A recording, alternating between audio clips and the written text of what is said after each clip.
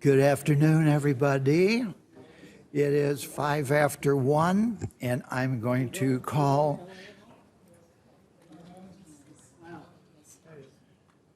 the meeting together for the city of Rancho Mirage.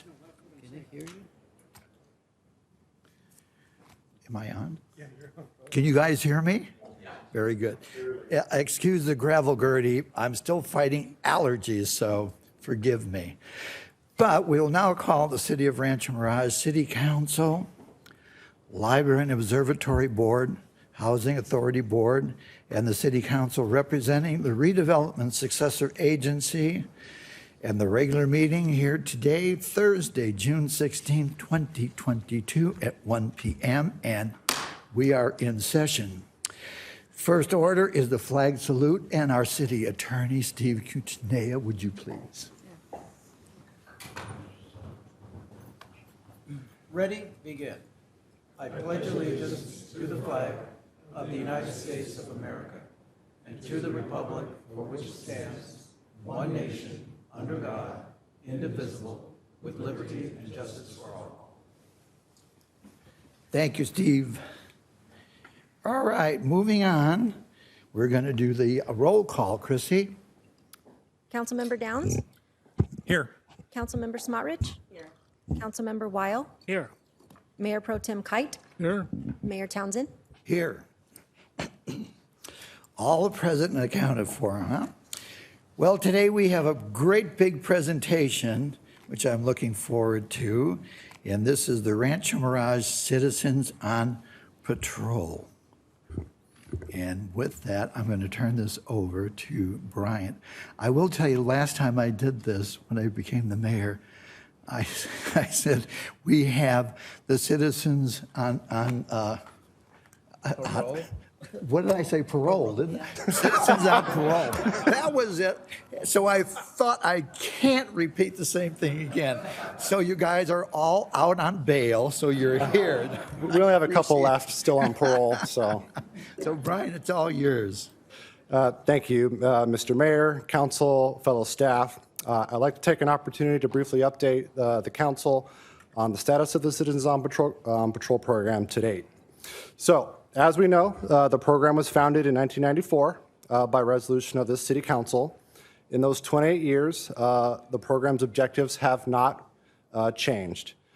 First, they are the extra set of eyes and ears in the streets. They perform high visibility patrol of the community. They report suspicious activity to the Sheriff's Department. They assist stranded motorists on the side of the road, and they help control traffic at roadway incidents and cover staffing at special events. Membership in the program currently sits at 27 men and women who are always, and we are always looking to recruit more active members. The program is excited to be re-energizing following the era of heavy COVID restrictions. With that, we have moved to made a significant transition to an all online system,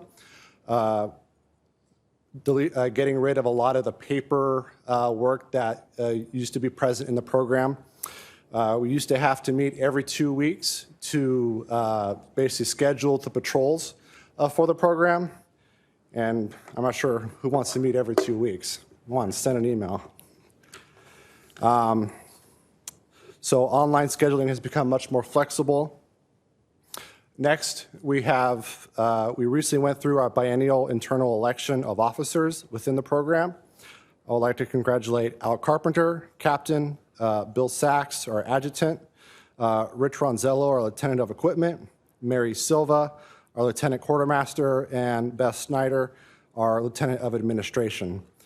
These positions require additional commitment of time and effort in order to keep the program running smoothly, and we thank them for their extra contributions to the program.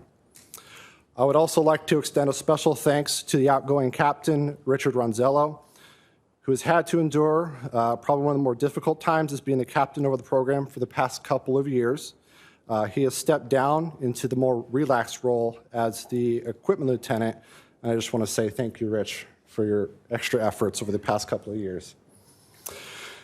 We are moving forward with a major upgrade to the main office. The program used to be some cars and a cabinet in a parking lot, and then we moved into a nice air-conditioned space with some office furniture. Show the slide there. So we moved into that in around 2017, and then now we move forward with a nice professionally planned space that we hope to have in place in the next couple of months. There's a slide of that. As you can see, we got some nice desk stations there, some wardrobe cabinets, equipment cabinets, a nice island there for supplies, and a little coffee station over there.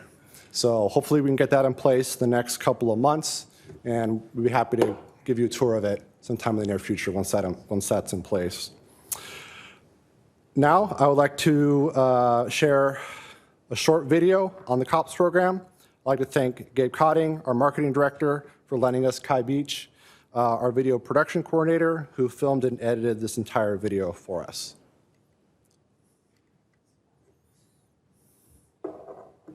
In the community, they supplement the services provided by the Sheriff's Department. 6 Falls, Frank Falls, 349. 45, I copy the additional. I ignore. I consider it a job, even though it's volunteer work. 36 personnel service response, State Brothers, 5571 Midland Boulevard. Hi, I'm Richard Ronzello. I am captain of the Rancho Mirage Cops. Alfonso Carpenter, Lieutenant of Administration for the Rancho Mirage Cops. Because we don't have a police department, right? Well, we do, but we contract through the Riverside County Department. Yes. Being the eyes and ears for the Sheriff's Department, we do a lot of traffic control. It's wonderful. What a great service we have and a great city we get to live in. We are heroes to the citizens of the community because we help them out. We help them out when in need. It's absolutely first class for us to be able to have the Citizens on Patrol service here in Rancho Mirage. This is the standard patch that goes on our uniforms. Hi, I'm Brian Kephart. I'm the staff liaison to the Rancho Mirage Citizens on Patrol. Citizens on Patrol was established back in 1994 by a resolution of the City Council. Cops help by assisting stranded motorists, providing traffic control, and additional staffing at city events. The minimum volunteer requirement is 16 hours. Right now that equates to a little over 3,800 hours donated each year. In terms of actual miles driven, that's about 43,000 miles each year. We estimate $700,000 a year is contributed to the city through their volunteer efforts. We are always looking to recruit new men and women to the program. The minimum age is only 21 years old, have a valid driver's license and a clean background. All you got to do is go on our website, click on Citizens on Patrol, download an application and submit it, and we can get you through the process as soon as possible. This program means a lot to the community and to the cops by giving back and the camaraderie. It feels good, to help somebody. But we also do DUI checks. Oh, really? Checkpoints. Really? We assist the Sheriff's Department. You feel like, wow, I'm really doing a good service for the community and for Rancho Mirage City Hall. I'll continue doing this until I can't walk anymore.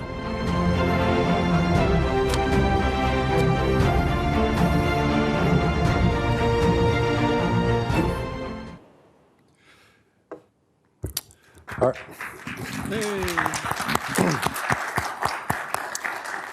I would now like to introduce the current captain of the program, Alfonso Carpenter, to say a few words about the program. Al?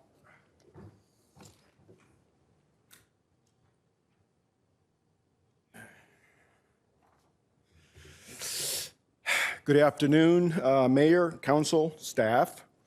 Thank you for the opportunity to share our program success as Brian has presented. We all know that for any successful program, you need key ingredients. One of them is support and trust from our primary sponsor, which is you. Trust and support from our secondary sponsors, which is the Sheriff's Department. Trust and support from the community we service, which is Rancho Mirage. And of course, COP member commitment to provide the service that we sign up for when we join the program. We believe that we have that trust, that support, and that commitment from those three entities. Thank you to all the COP members. And lastly, we want to thank Brian Kephart for his commitment and support to this program and to the COP membership. So thanks again, and appreciate the invitation.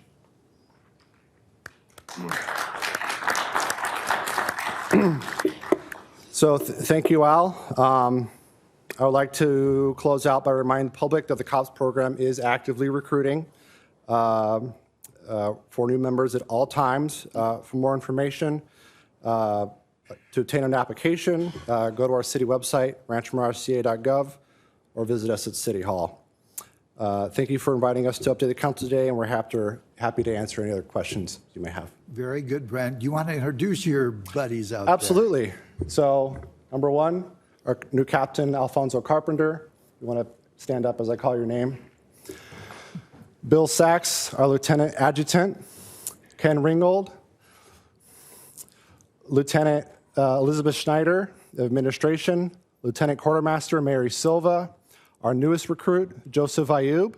And Rich Ronzello, our lieutenant of equipment. Oh, hey, look, there's Spencer. There you go. Spencer McQuinn, our youngest recruit. How old are you, Spencer? You really brought the average down. You sure did, Brian. You sure did.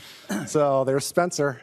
So any questions? Well, it's a great group and a handsome group, and we feel so protected that you guys are out there. So congratulations to all of you. Anybody have any questions? No, just thanks for all the service. You guys do a great job. And we hear nothing but good things about it, so thank you loads. Thank you very much. Thank you, everybody. Appreciate it.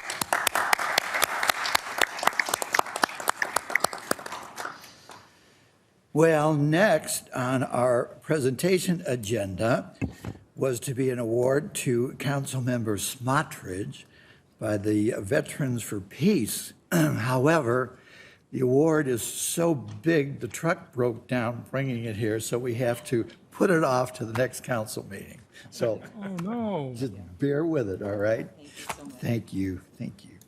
All right, next on the agenda is the public comments, and this is an opportunity for the public to speak on issues that are not on the agenda for a maximum of 3 minutes per speaker, and I will turn this over to our city clerk. Thank you, Mayor. So now is the time for non-agenda public comments, things that are not on the agenda. So if you are participating remotely, if you would like to speak, you would press *9 on your phone or raise hand on Zoom. And first we'll start with the speaker cards. Wally Melendez.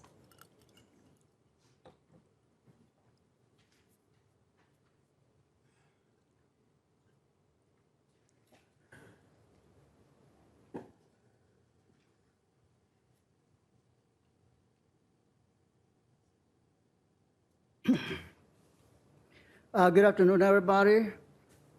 Mr. Thompson, I'd like to request 2 extra minutes so I can have 5 minutes altogether. Thank you, sir. Continuing my conversation from the last 2 meetings, and that is the necessity of putting in a hydrogen charging station for this area. We, and I don't mean me, myself, and I mean we, the panel, the public, and especially companies that do these things, that install charging stations. My source in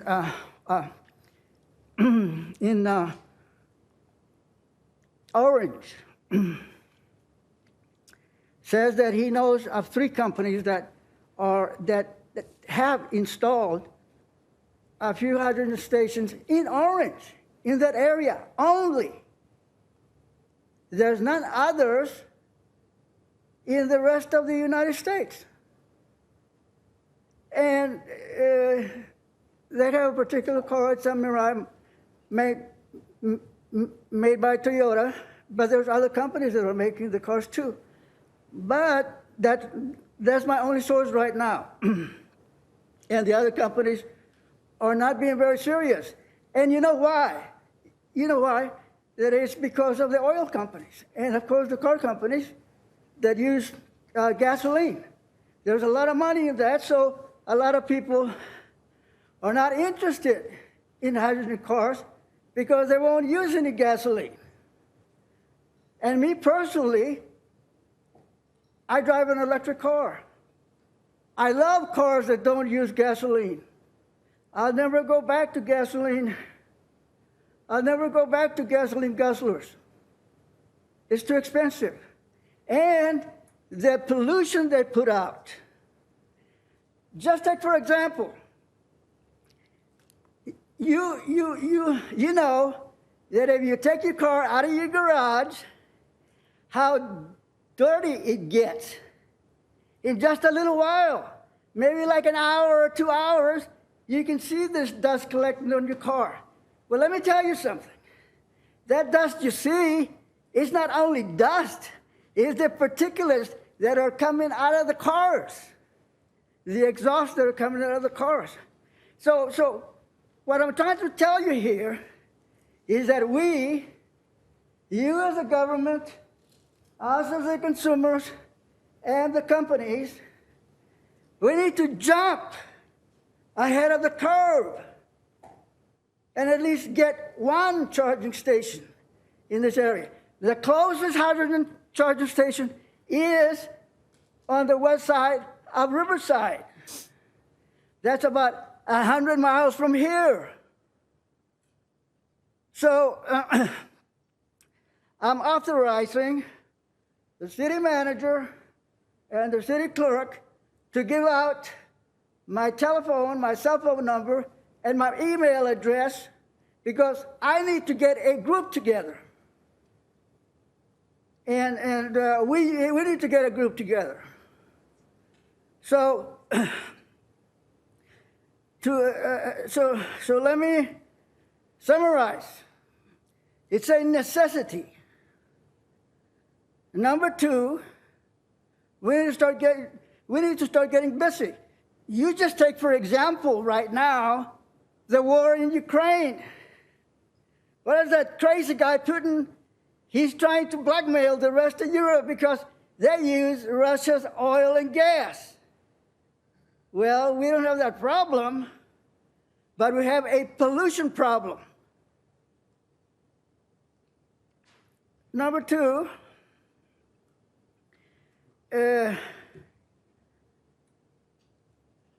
dirty car from the exhaust, or dirty exhaust coming from cars, it's not good for your health. It's not good for your health. Here in the desert, you got 2 big problems. You got the heat, and you got the dirty air.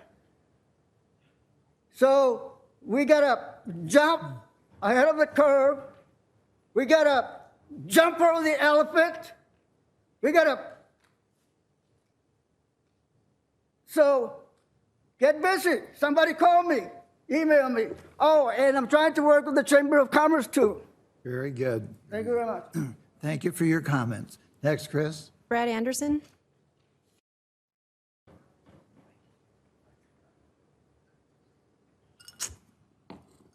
Good afternoon. My name's Brad Anderson. I currently live in the city of Rancho Mirage.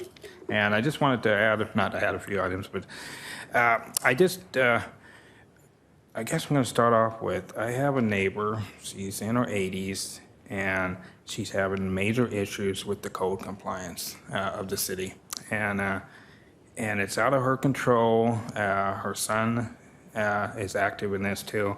But the reason I'm bringing this up is apparently they're being sued for legal fees to some code compliance issue where there was a car parked in front of the house and somehow the citation got placed on the house.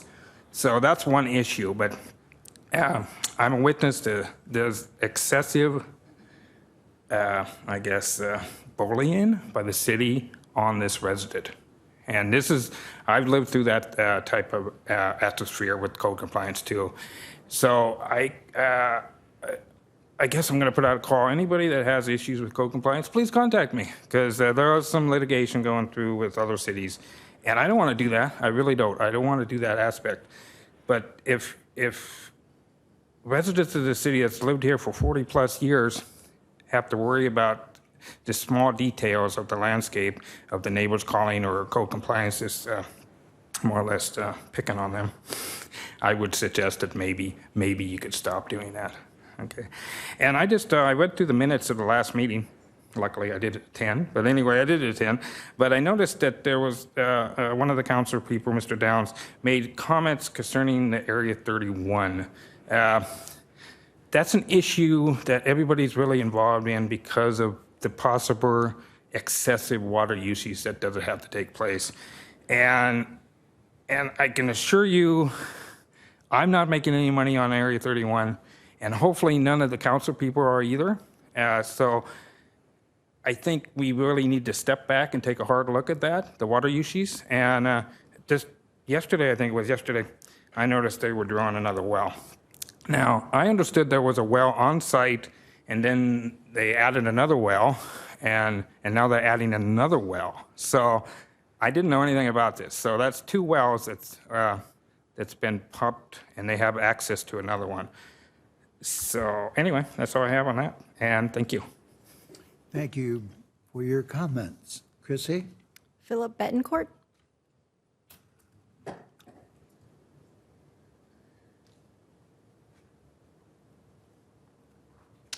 Thank you, Madam Clerk, Mr. Mayor, and staff. My name is Philip Betancourt. I'm here on an application, pre-flight visit, if you will, for a separation of the ownership interests in Section 19, the specific plan area. We're using MSA as our consultants experienced in these matters. There's no change in the entitlement. This is a court validated distribution of the ownership into two equal properties. However, the court has allowed 6 months for this process. I know you folks are dark during in August, and here's what the application looks like. That's the way these things are. We're going to go through this properly, but we look forward to seeing you. We are, if you know the area, I know senior members of the council would know, this is just south of the casino on Bob Hope. It's 117 acres with 11 property owners who have not gotten along well during the years, and we're dividing that into a more workable partition, if you will. And we appreciate your help and the help with your staff, and we hope we see you in July. Thank you. Thank you, Mr. Mayor. Thank you for your comment. Chris? Okay, that was the last speaker card. Again, if you're participating remotely, please press *9 or raise hand. Is there anyone else in the audience who did not submit a speaker card who would like to speak? Okay, seeing none, and none on Zoom either. Yes, so during those items, then you will be called. This is for things that are not on the agenda. That is it. And with that, I will close that part of the meeting.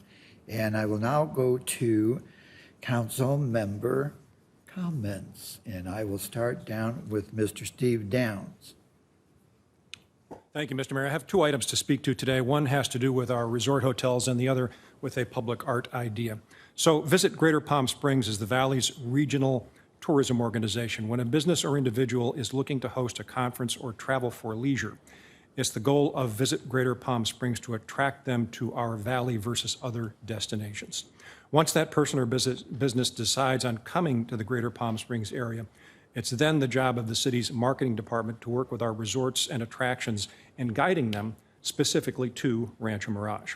I sit on the Joint Powers Authority Executive Committee for Visit Greater Palm Springs and wanted to highlight a recent collaboration with our resorts. Each year, Visit Greater Palm Springs offers the popular Summer Chill Television Co-op advertising package.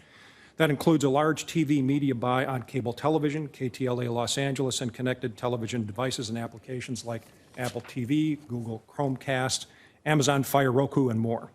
The co-op package also includes production of a 30-second TV spot for participating resorts. And for the past several years, the city of Rancho Mirage has sponsored the Westin Rancho Mirage, Omni Rancho Las Palmas, and the Ritz-Carlton Rancho Mirage resorts on this television co-op offering.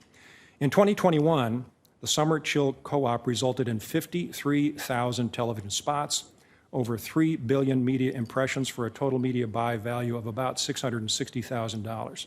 It's important for us to forge this co-op relationship with our resorts, as 31% of Rancho Mirage revenues are generated by transient occupancy tax, and the largest share of those revenues are generated by guest stays at these 3 resorts. The Summer Chill Co-op is $25,000 per participating resort, and the city of Rancho Mirage is one of the only cities that sponsors their resorts for this program. I wanted to share the 3 commercial spots currently running for the Rancho Mirage resorts.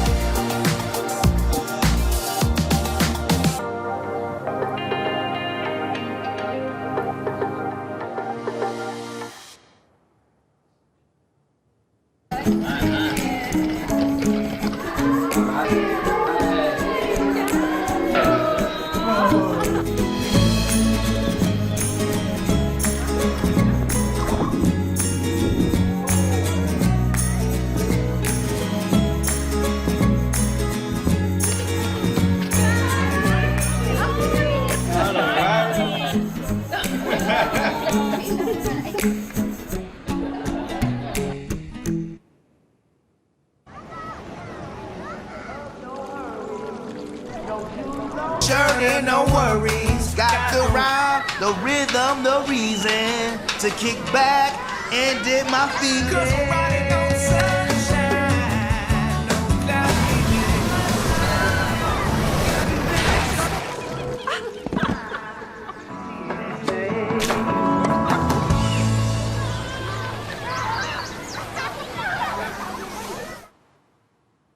So enjoy some summer chill at our great Rancho Mirage destination resorts. The second item that I wanted to speak to today is a thing called Project Backboard, which is an organization whose mission is to renovate public basketball courts and install large-scale works of site-specific art on the surface in order to strengthen communities, improve park safety, encourage multi-generational play, and inspire people to think more critically and creatively about their environment.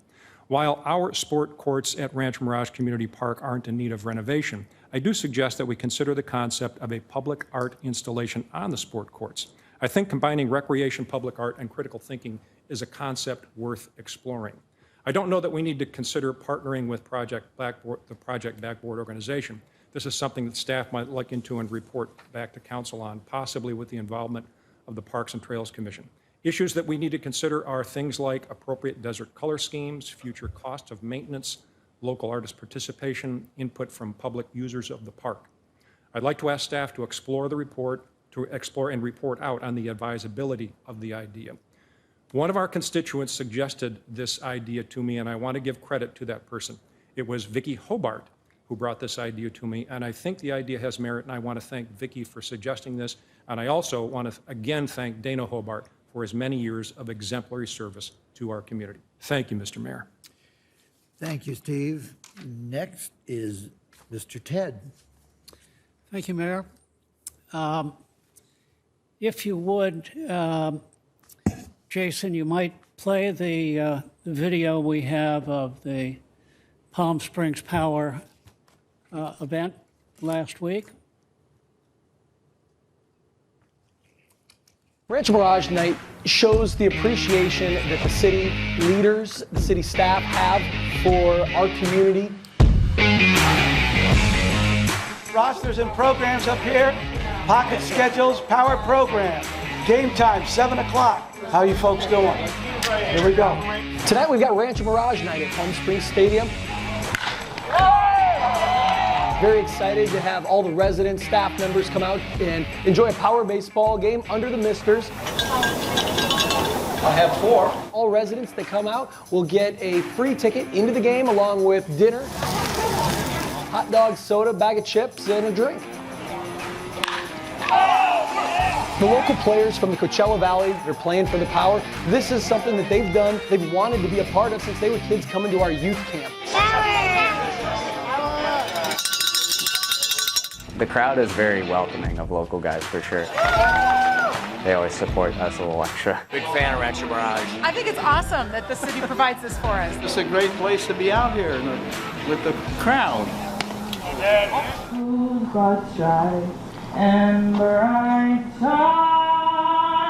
It's always nice playing for a local city. You know, gives you a little extra motivation to kind of just give a little more for the locals because you're a local. I myself, as a Rancho Mirage resident, love being a part of the community, love being a part of the sports community. The City Council has shown great leadership. Hopefully we can continue to grow this with the city. We can keep making it bigger and better.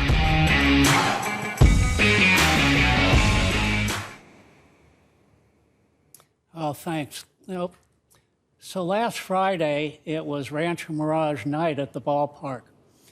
And the Palm Springs Power is owned by Andrew Starkey, a Rancho Mirage resident. And it's just a delightful way to spend an evening.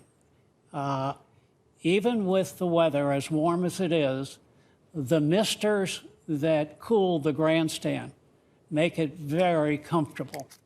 And so I attended last week along with Mayor Pro Tem Kite and Council Member Downs, and it was just a terrific time. And I keep reflecting each time I talk about this that it's a bit of Americana. It's frankly what I remember from my childhood, going to ball games with my dad, spending an afternoon or an evening, and it couldn't be more fun.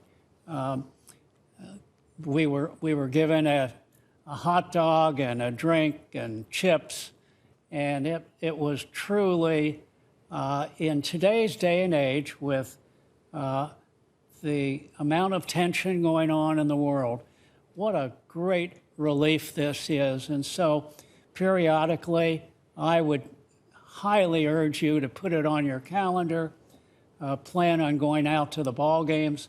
Their schedule is listed in the newspaper. They have a website, Palm Springs Power, and take a look at it if you have children or grandchildren that are visiting for the weekend. Again, this is another terrific activity that you might consider. So make a note of it, take advantage of it. It's here in our backyard. Thank you very much. Thank you, Ted. Iris. Thank you. Let me turn it on. Well, this is a fun time to focus on some of the things in Rancho Mirage and beyond. And yes, I do have on my calendar actually some of the baseball nights that are going to be taking place, because they are great. We always have a good time. And as he said, the misters really make it very comfortable. But I wanted to focus also and take a few moments to tell you about some of the yummy places available for your fun summer dining. Now that the heat has really been turned up in the desert, it's a great time to not only give yourself a rest, but give your kitchen a rest, and a great time to try out some of our restaurants and treat yourself to some of the taste buds that you haven't been able to taste or fire up for the last few years. Now is a time to try and get out and try out some of our restaurants. If you like being outdoors, many restaurants and outdoor dining areas offer misters, they offer fans, so it's a lot of fun to be outdoors and enjoy the outdoors. In the next few months, I would like to touch on some of our local restaurants and also give you some information about our Taste of Summer program. Our great marketing department put together a series of dining local videos to highlight local restaurants and sweet treats, specifically our sweet shops also. So not only is this a great time to support our local restaurants, it's a great time also to show appreciation to the restaurants and the foodieries who participated in our Great Plates program. And just in case you don't know or don't remember, during the pandemic, our Great Plates program served over 385,000 meals to residents that were unable to get out of their homes and go shopping for whatever reasons. Many were disabled, many were elderly, but these restaurants served incredible meals. They were delicious. There was a great variety.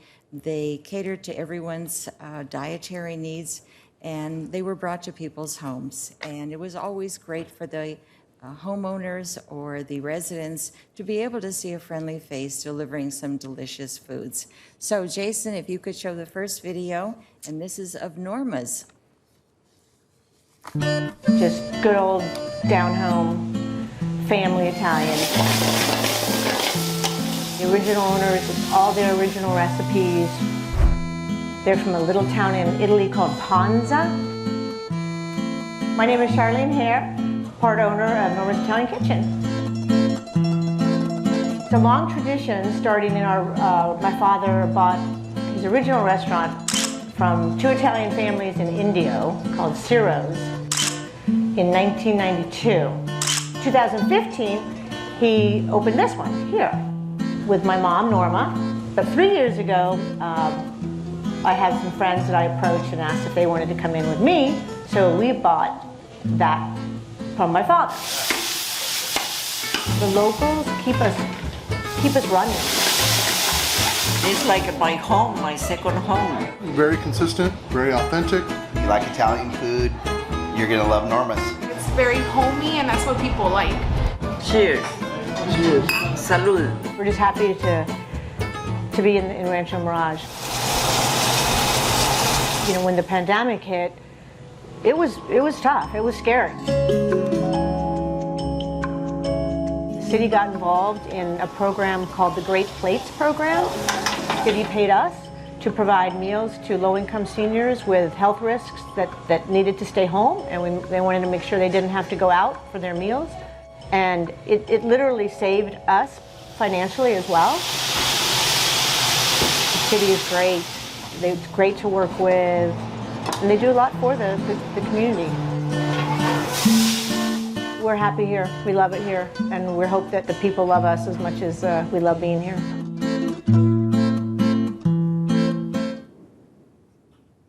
Thank you, Jason. And I can tell you, Norman's is well loved.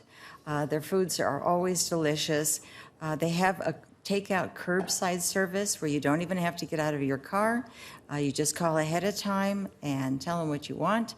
They make it up and they bring it right out to you. They offer great salads, great lettuce wraps actually for their sub sandwiches. And even if you are trying to cut down, you don't have to feel guilty eating. They don't take reservations, but now they have plenty of seating available. And the kitchen closes at 8 o'clock, so be sure to get there by 7:45. And there's plenty of seating, as I say, so make sure you get there and enjoy yourself. They have an intimate patio area, but during the summer months, they are not going to be using it. But when it cools off a little bit, keep it in mind as things cool down and you want to dine al fresco. Anyway, Jason, can you put on the next video?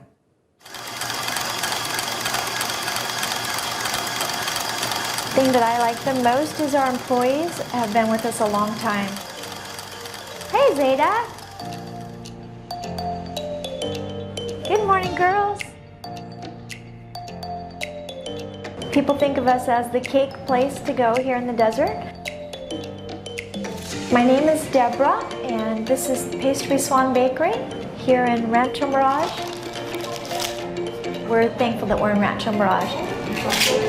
The thing that I like the most is our employees. I went to school for cake decorating, so it's not even a job for me, it's more of a passion. I love Pastry Swan Bakery. Small business is the heartbeat of our city, and small business is also the heartbeat of America. Katie Stice, CEO at the Rancho Mirage Chamber of Commerce. The past 2 years, this crisis has been devastating. We are more tight-knit now than we've ever been before because we've been through such trauma these past few years. When folks choose to shop local, they're also keeping in mind that you're keeping your neighbors employed. And can I have your phone number? Those dollars stay local, right within our community. It's making a difference every single day, and it's a great choice. Everybody could use some pastries and a little sweetness in their life. It's more personal and it's better than going to the big box stores. Being in Rancho Mirage is definitely by far, we've been very fortunate to have been here for the last few years because of the city of Rancho Mirage taking care of us, and I think we're alive today because of them.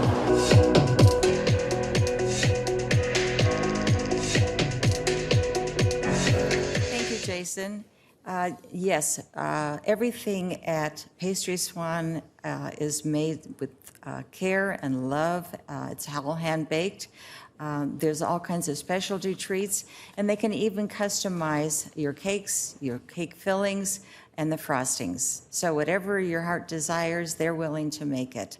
All products are trans fat free, and they are all made from scratch. They have a wonderful selection of vegetarian favorites, including soups and sandwiches, salads, burgers, other entrees, and they even have vegetable burritos.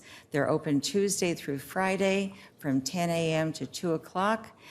They have outdoor seating, which can accommodate wheelchairs.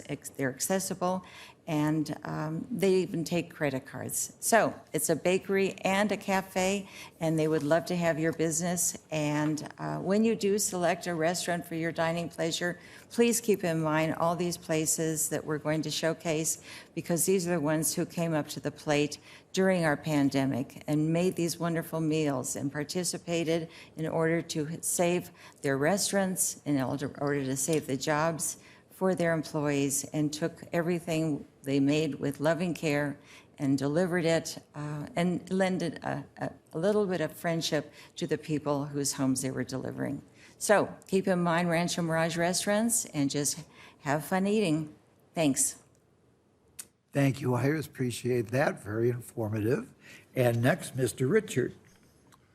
Thank you, Mayor. As many of you may know, I serve on the board of directors for the Children's Discovery Museum of the Desert. And I'm really excited to announce the museum reached their goal to raise $150,000 by June 12th and max out the matching contribution the city of Rancho Mirage made for $150,000. A big congratulations to Cindy Burson, the CEO of the museum, as well as fellow board members who also benefited from this really great effort. Our video production coordinator has put together a video that I'd like to play for you now. This is investing in our future workforce, our future leaders. This museum has been a legacy. We've been here for 3 decades. We provide hands-on learning opportunities for children. My name is Cindy Burrison, and I am the CEO of the Children's Discovery Museum of the Desert. Today, we are here to thank the city of Rancho Mirage for graciously approving a matching grant campaign of $150,000. All of your donations translate into 40 new exhibits in our main gallery. This is our net climbing structure that is being built right now. So this is going to give our community a brand new revitalized experience and be something just amazing for all of our littles. Cannot wait for the new rock climbing wall. It's going to be 3 times as big as this. It is a shining star for the entire Coachella Valley, and to have it right here in Rancho Mirage makes it even more special. As an economic driver, it means so much to the valley. When families come here, they're enjoying the museum, but they're also staying in our hotels, eating at our local restaurants, and really participating in the community. I think for folks out there looking to support the museum, I encourage you to do so. Children are our greatest natural resource, and we really need to invest in them. Rancho Mirage has always been a great partner, and with this matching grant campaign and other things that they're doing for us, it really means the world.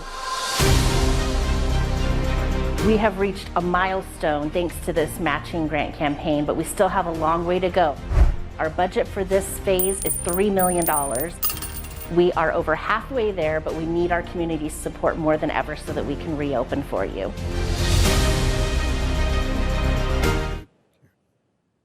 Thank you. As Cindy said, the museum goal is $3 million. That's between now and hopefully the end of this year. And we're halfway there, so it's important that everybody stay focused on continuing support, and we can use all the help from the public and help from other cities and individual donors. And we want to reopen, and this will be the Children's Museum, the only one in the valley. So we're really excited about this, and Cindy is here today if anybody has any questions. Well, I think we should bring Cindy right up to that podium, putting you on the spot, kid.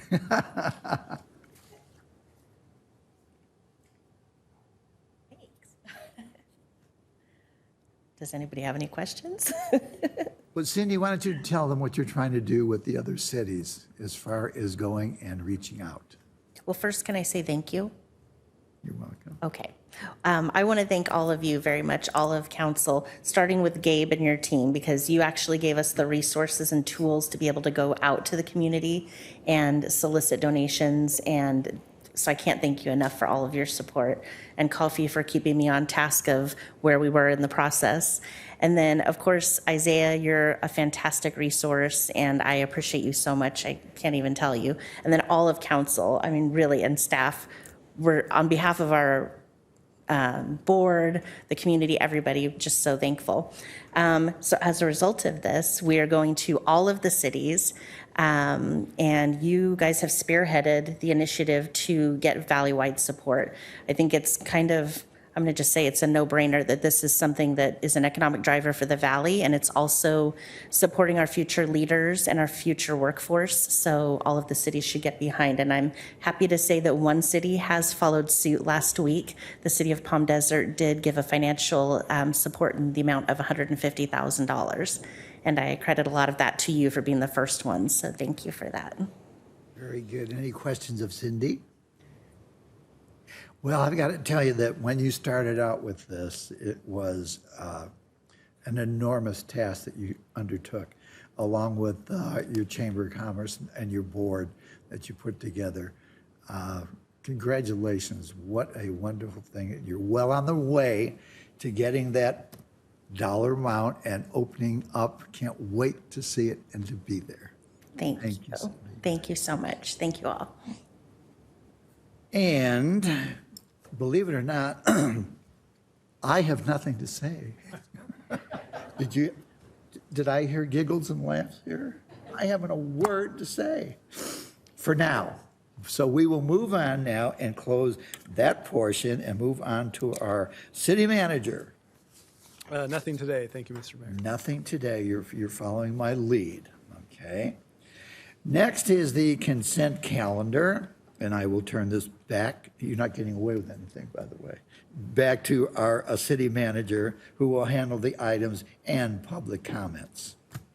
Thank you, Mr. Mayor, members of the council. I would like to request that we consider consent calendar items 4, 5, and 6. These are the track map improvements for the Del Webb project. We have received some communication from residents within the community, so I think it warrants a separate discussion from the consent calendar. So I would like to have that after this process. So continuing on with the consent calendar, items 1, 2, 3, 7, 8, and 9. So item number 1 is to waive the full reading of all ordinances introduced or adopted pursuant to this agenda.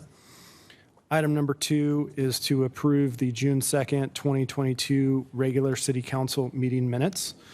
Item number 3 is to adopt joint resolution number 2022 next in order, making findings pursuant to Government Code Section 54953 as amended by Assembly Bill 361 and authorizing continued remote teleconference meetings of the City Council and affiliated agencies and all other city-affiliated Brown Act bodies in accordance with AB 361 during the current state of emergency related to the COVID-19 pandemic. Skipping down to consent calendar item number 7, since 4, 5, and 6 have been pulled. Item number 7 is to approve 3 qualified nonprofits for a total of $8,500 through the Special Assistance Fund. Item number 8 are contracts, and item number 9 are demands. And before we go to council member comments, if any member of the public would like to speak on items 1, 2, 3, 7, 8, and 9, now is the time to do so. If you are participating remotely, you would hit *9 on your telephone or raise hand on Zoom. Again, if you would like to speak on the Dell Web project, that will be considered next, so please hold those comments until those items are considered. Christy? First speaker is Brad Anderson.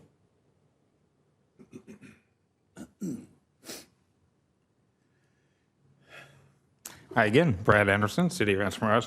I wanted to speak mainly on item number 3, and that's the resolution implementing Assembly Bill 361. I would hopefully, I guess, implore you to not consider this item, to go ahead and go back to the regular status quo, I guess, as far as meetings or public meetings go. I mean, I know I've been to a few meetings of the City Council, the commission meetings, and one of the commission meetings met in person so they could take a field trip, but then they went back to remote meetings.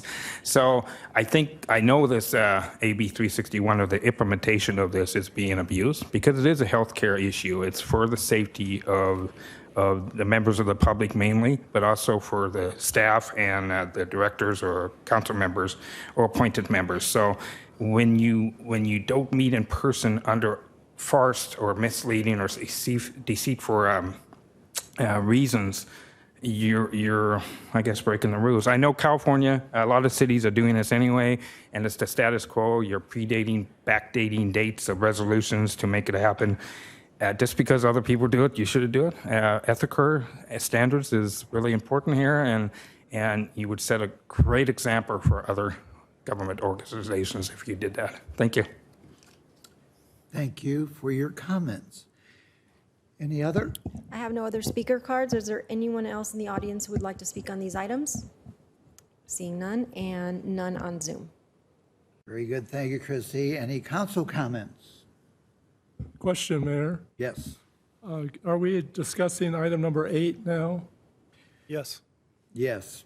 Could you give us a little more background or fiscal level for the first item, which is the Tyler Technologies? And more specifically, the actual billing over a period of time and the details on that. Sure. I'll have our Director of Information Services, Jason Hadegay, cover this item. Made him come out of the closet. Uh-oh. Uh-oh. Jason. Yes, sir. I had a question on item number 8 and the contract under that 8.1. Oh, for Tyler Technologies? Yes. It's for our Tyler ERP system, or it's our financial system, permitting to go cloud-based. So our current technology, we use an application called Tyler. They're going to be requiring within 2 years to go cloud-based. So it's just to move us up to their system on the cloud secure. What that means is they're responsible for the security of our system, the backups, the disaster recoveries. In other words, we don't have to control the DR stuff internally. It'll be hosted on their cloud secure. Okay, great, thank you. Sounds like a great system. So this is part of Jason's ongoing effort to enhance the security of our IT infrastructure. And given the importance of the ERP system, what this does is we were hosting it here on site. And so this is transitioning it to a hosted service via the cloud. And so it's a 3-year contract. Each year of the contract is about $206,000. And that's budgeted now for the next three-year period? Yes, so the budget that the city council approved last meeting anticipated this. Okay. Any other questions? Yes, Iris. I would just like to ask Jason if he can comment on a security issue that we address all the time. And our security is the most important thing that we have here with our computer services. Could you tell us how many attempted break-ins or hacks that we experience over a short period? Yeah, this last month, I looked at the report. There was over 1.5 million attempts on our city, meaning other countries. 1.5 million attempts for someone to break into our system. Yes. It's quite remarkable, and that's why we are so thrilled to be able to provide the kind of security we do. Thank you so much, Jason. Thank you. And that's why I'm so thankful for Jason. I think We all are. We indeed all are. Very good. Thank you. Thank you, Jason. Any other comments? All right. Seeing none, I will call for a motion, and I will make the motion for the city council to approve the consent calendar as written, items 1, 2, 3, 7, 8, and 9. And Second. Move approval of the consent calendar, less those items. Very good. I have my motion, and I have a second from Richard, and I'll vote. Motion carries 5-0. Very good. Next on the agenda is the public hearings. And Sorry, Mr. Mayor, if we could go back to the items we pulled from the consent calendar. Thank you. So items 4, 5, and 6, they are just different maps within the Del Webb project. And the recommended action is for the council to approve the final acceptance of the improvements for the track maps. And they're identified on the agenda. So we did receive quite a few concerns from residents that live within the community about this action.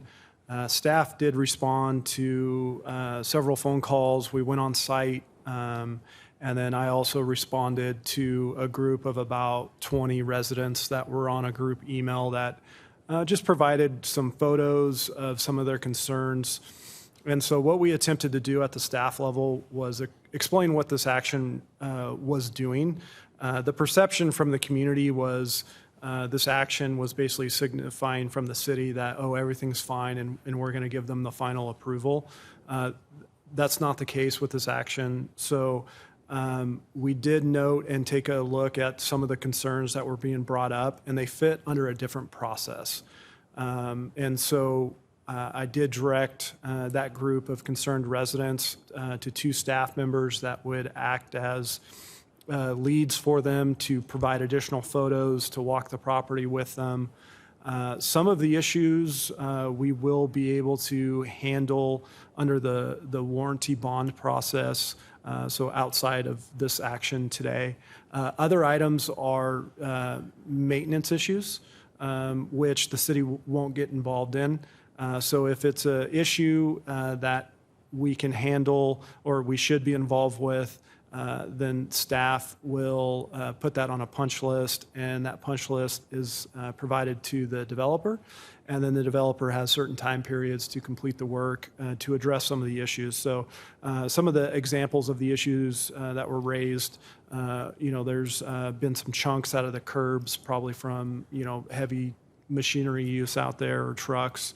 There were some pictures provided of landscaping that maybe existed at one point but was now dead or substandard. There were some pictures of some trash cans that were not installed properly. There was a concern raised with some shade structures that haven't been installed yet, and various other issues along those lines, some lighting issues that were being brought up, some issues where maybe irrigation maybe an irrigation pipe was perhaps broken and it was eroding the DG. What we attempted to explain is really what this item is doing. So those issues that were being raised weren't subject to the bonds that we're releasing today. And so when a project comes through the process, the city sets the standards, they come through, they get the entitlements, and then when they actually start to do the work, they have to post these performance bonds. And how the city utilizes that is essentially if for whatever reason the developer can't follow through on the commitment to build that infrastructure, then the city has the ability to call those bonds. And then that is how you get the infrastructure in place in the event that the developer fails to do so. And so as they put in those improvements, the city will release those bonds once we inspect it and they've met the conditions of the bonds. Now, obviously with any project, especially one like Del Webb, where it is a master community that it's going to be built over many years, there's various layers and different avenues that the city uses for issues like this. So in taking a look at the issues that were being reported to us in the response to this concerned resident group, we were trying to explain that just because we're releasing the primary performance bonds, the infrastructure's in place. The developer's done their job when it comes to the track map improvements, which is what the council is being asked to approve today. We don't utilize these performance bonds for the issues that the residents are bringing up. And then some of the issues that were raised, there were some picture of blow sand and things of that nature. Those are more maintenance related issues and not something we're going to get involved with. But there's other avenues and other bonds that we still have in place to go after more of these ongoing maintenance issues that we can use these warranty bonds for. So there are still bonds in place that protect the community and the city. If some of these issues that are being raised don't get fixed by the developer, then we still have the ability to call these warranty bonds for up to another year after today's action. We cannot use these primary bonds that we're asking you to release today for the functions that these residents are bringing up. At the end of the day, the developer, in working with the city, has been responsive to our punch list items. I know that just from some of the emails we're receiving, I know there's some very concerned residents within this community that don't think the developer has stepped up in the manner in which they should.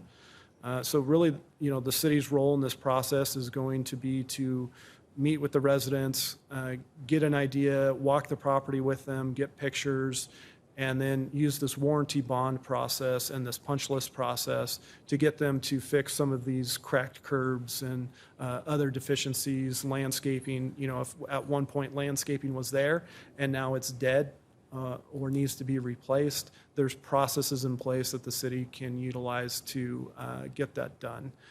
So today's action, and what I tried to communicate to the concerned group, was today's action isn't the city declaring that there's no problems out there and we're kind of washing our hands of it. This is a very specific action to say they have done the necessary improvements for the track map, and we can release the primary bonds at this point based on the infrastructure has been put in place.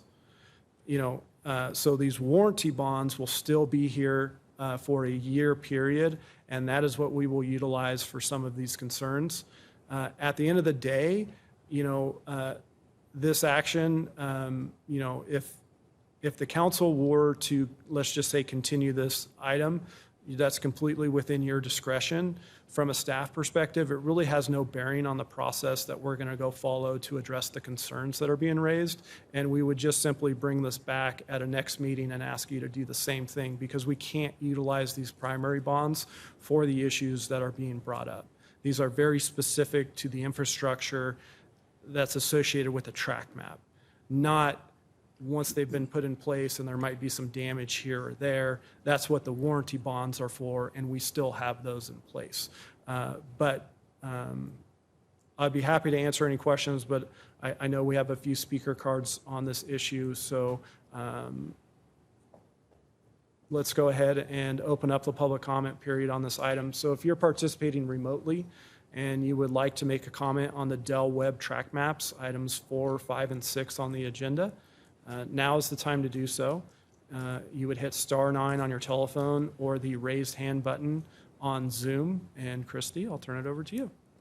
First speaker is Lisa M. I'm uncertain of the pronunciation of the last name, so I'll let you tell us.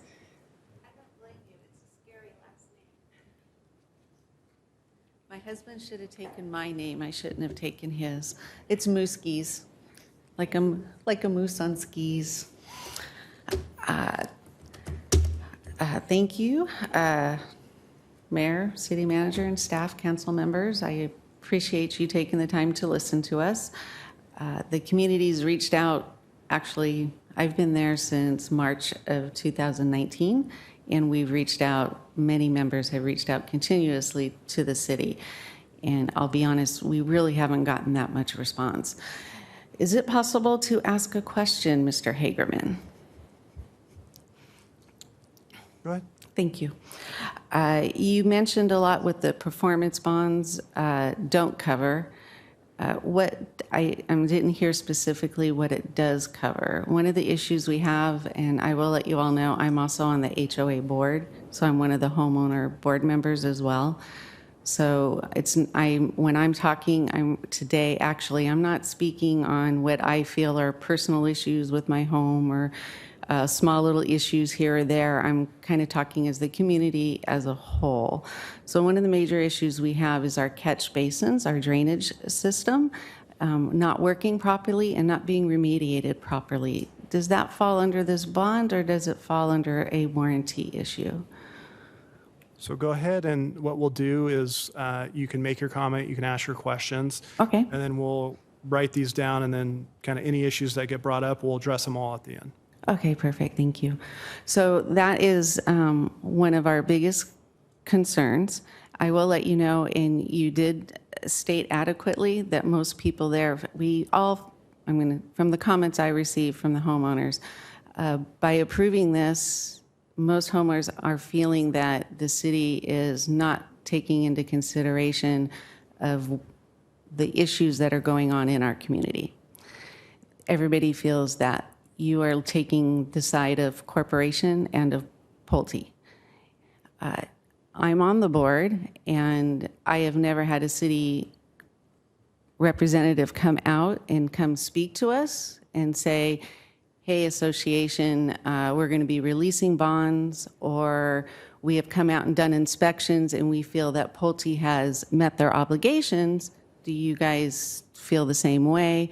In other words, nobody's reached out to us. And when we've made phone calls back to the city, most of the time we get told they're doing what they're supposed to be doing, and we don't get a lot of response. So the city members, or not the city members, but our association members really feel that the council is kind of letting us down and not backing us up. So I would just appreciate if you would maybe put us first and not Pulte first, because that's how we feel. I'm at my time, so.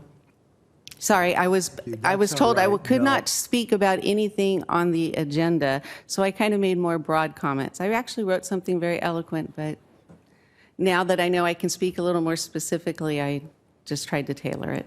So thank you. You did good. You presented your situation. Thank you. Thank you very much. Appreciate that. All right. Anybody else?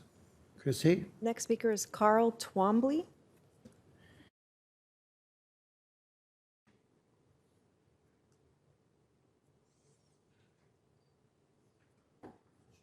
Mayor Townsend, council members, thank you for the opportunity to speak.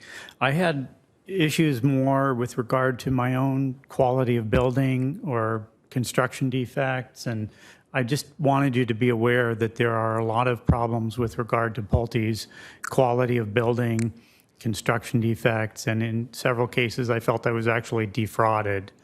Multiple members of Pulte lied to me to my face directly with regard to the upgrades, not putting in what I had paid for, and I've got numerous construction problems.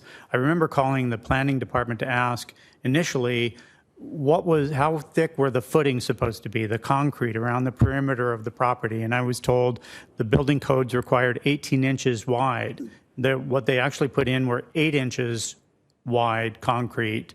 There's spiderweb cracking, there's settlement, there's big cracks along the corner where it settled. The warranty department didn't want to correct the concrete or the settling, the big problems, and their SoCal service, which is the warranty department, would come up with all kinds of excuses to not fix half the problems.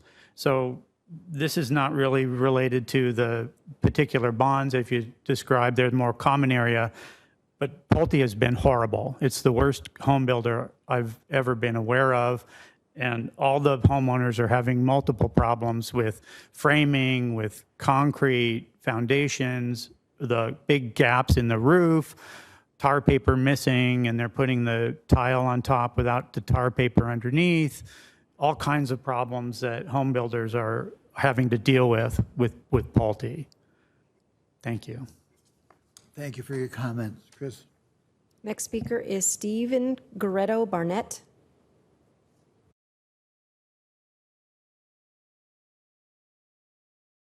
So, Mr. Mayor and Council, thank you for your time today. Mr. Hagerman, I want to call you out. Thank you for your very timely responses to all the emails and working with us in a very short time period. The reason why we brought this up, and just to give you context, I'm the vice president of the board at Del Webb Rancho Mirage. Mrs. Mooskies, who's sort of my cohort on the board, the only two owner board members, we're very concerned about the quality. The dry creek beds are an issue. The way the planting was done, the way the plans were submitted to the city, we're very concerned about how they got signed off. I'll give you a perfect example.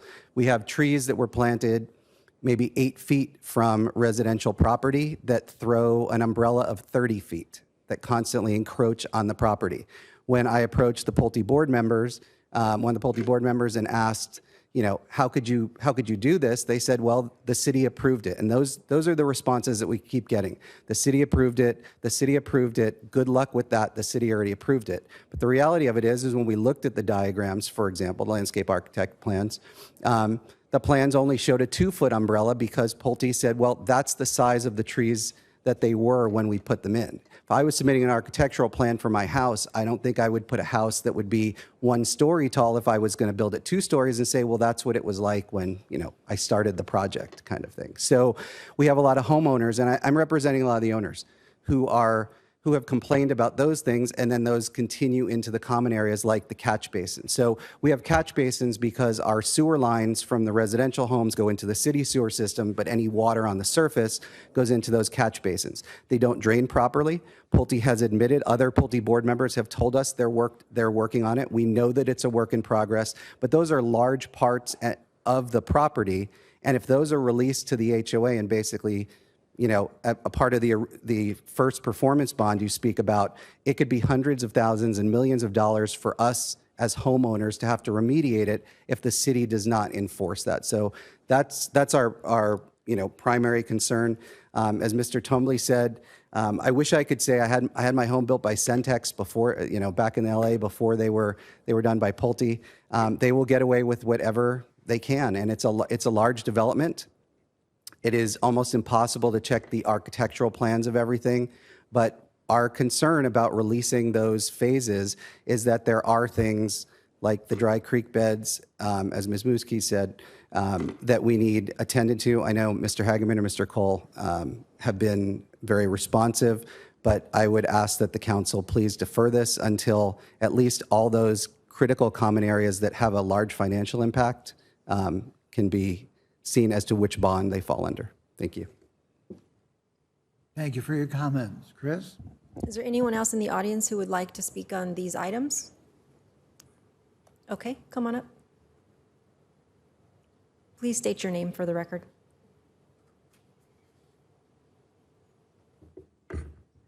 Good afternoon, Council, Mayor, and staff. My name is Barbara Andrew. I am a homeowner at Del Webb Rancho Mirage. I chair the Financial Advisory Committee, and I'm also on the Landscape Committee. I sent an email yesterday afternoon to Mr. Hagerman concerning whether this City Council had the authority to release any of the performance bonds. And I'm not sure that the council is aware of this, but there is a written agreement between Pulte Homes and the Del Webb Community Association, which is called the Deficit Subsidy Agreement. The agreement deals with a number of financial issues that both the developer and residents face. One of these financial issues has to do with the release of security bonds, which is, I believe, the step that you are about to take this afternoon.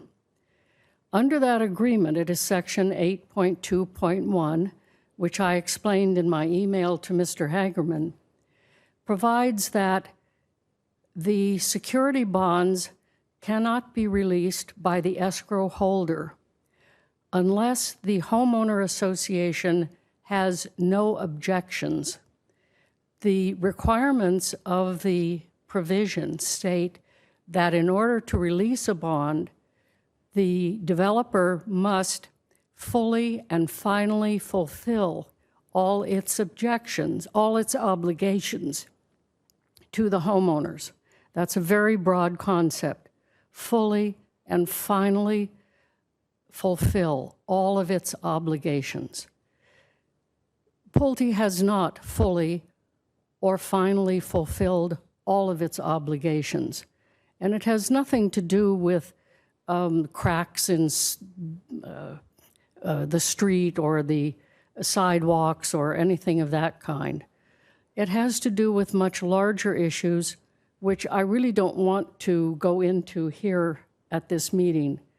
But I will tell you that the homeowners do object to the release of any of the security bonds posted by Pulte, because under the terms of this agreement, only the homeowners, without objecting, can release those bonds. And it is the view of the association that this council does not have the authority to release any bonds because it violates the terms of the agreement between Pulte Homes and the homeowner associations. I would be happy to follow up with any staff member or your city manager who would want to explore this further. But I think you should be also aware that if the council acts today to release those bonds, as I advised Mr. Hagerman in my email, we are prepared to seek legal counsel and to take whatever actions are available to us to remedy this violation of the agreement between Pulte Homes and the homeowner association. If you have any questions, I'd be happy to answer those, and I thank you for your kind attention. Thank you for your comments. Appreciate that. Chris? Anyone else who would like to speak? Seeing none, and none on Zoom. Very good. I'm going to go back to Isaiah. You okay? Yeah, so a few questions were brought up during the public comment period that we'll respond to now. So the question about the retention basins, and would that fall under the bonds that are being proposed to be released, the primary bonds today, or would that, excuse me, would that fall under the warranty bonds? That process is going to fall under the warranty bonds. As an example, if the infrastructure was never put in place, then that's the purpose of the primary bonds that we're considering today. That's what you would use to actually put the infrastructure in place.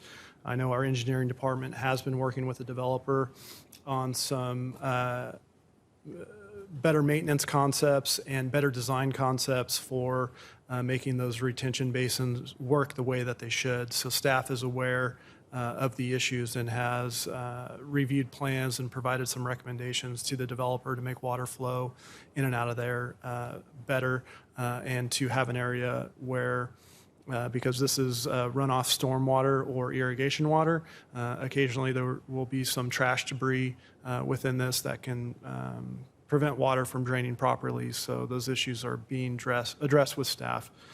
So that would be under the warranty bond process. As far as the city potentially being liable for an agreement that we're not party to, I'll defer to Steve on that one, but it would be pretty hard to say we're in breach of an agreement that we're not a party to.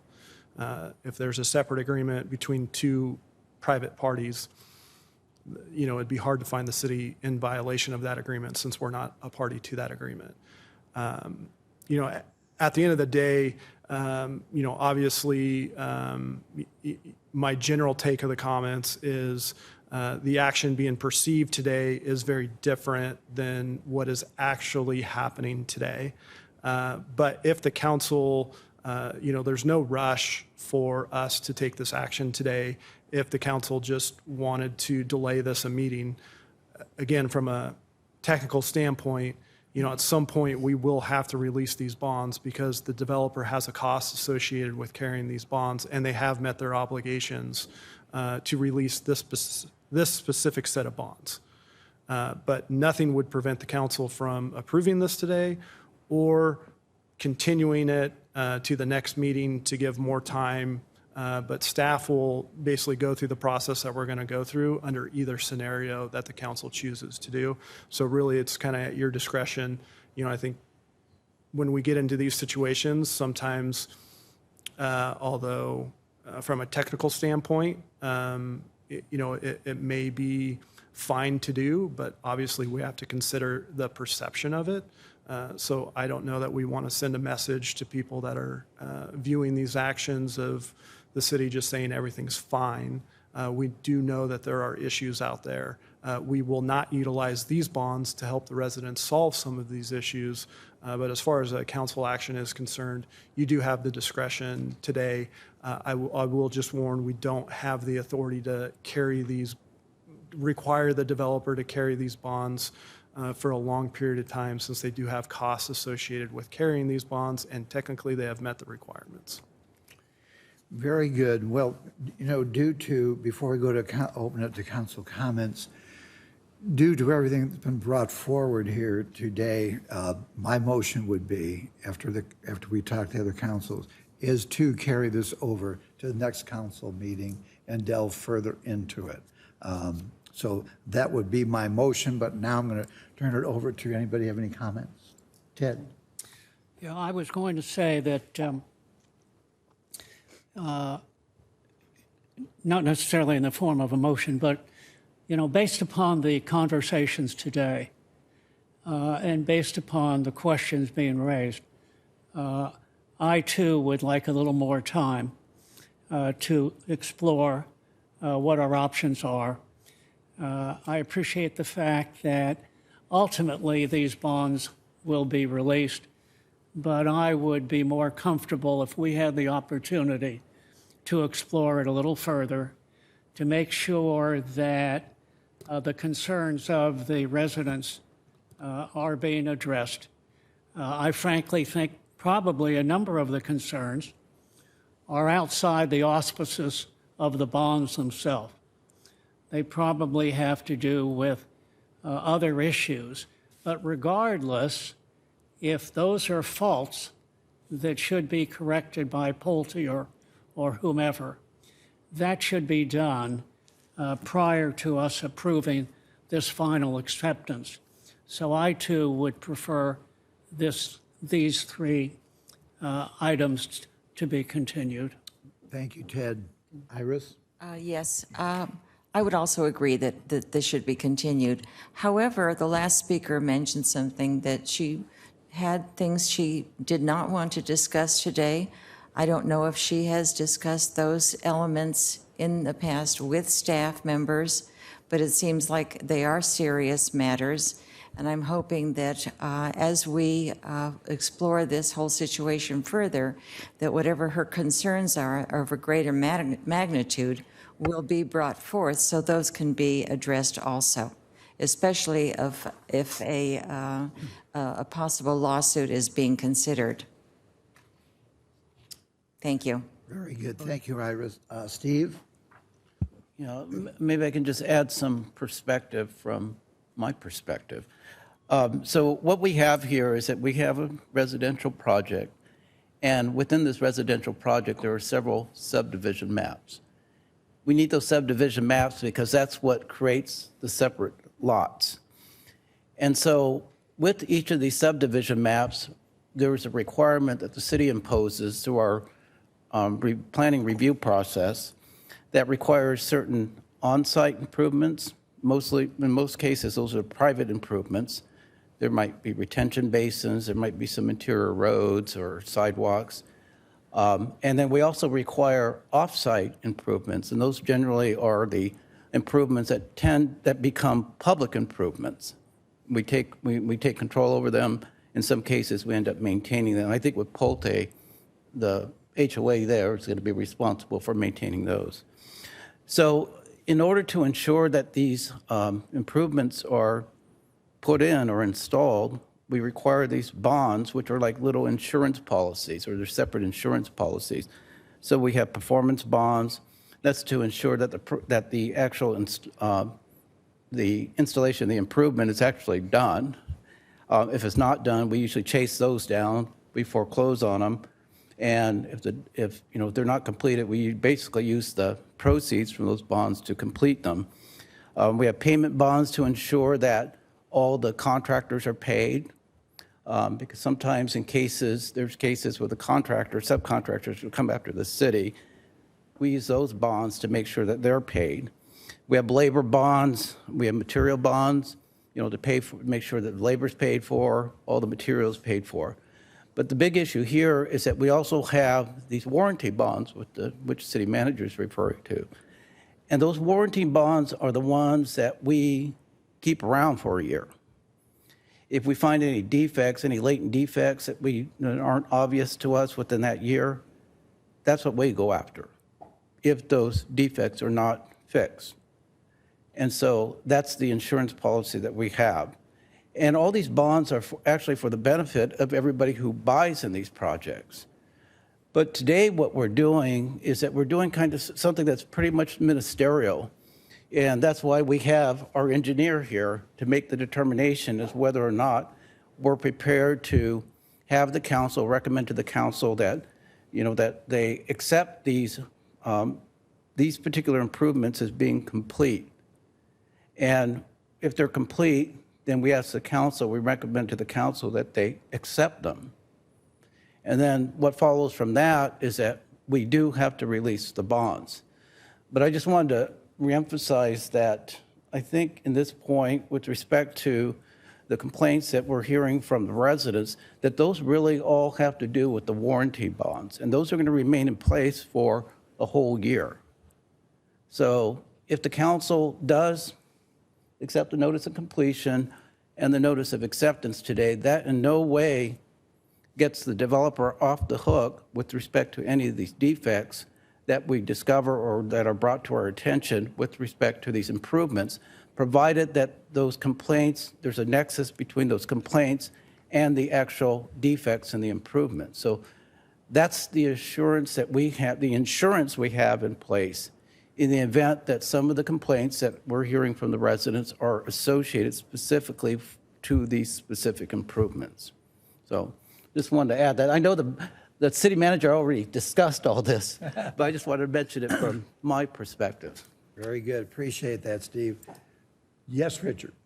In listening to what's been discussed so far, it seems like the council has not really been involved in any of these issues up to now.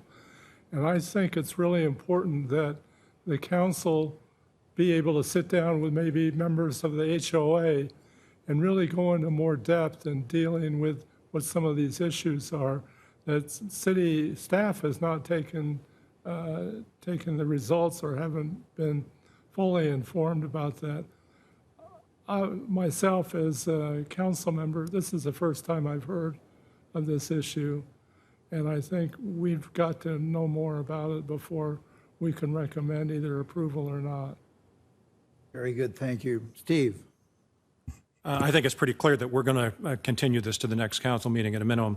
It does seem to me that at some point we are going to have to release these primary bonds.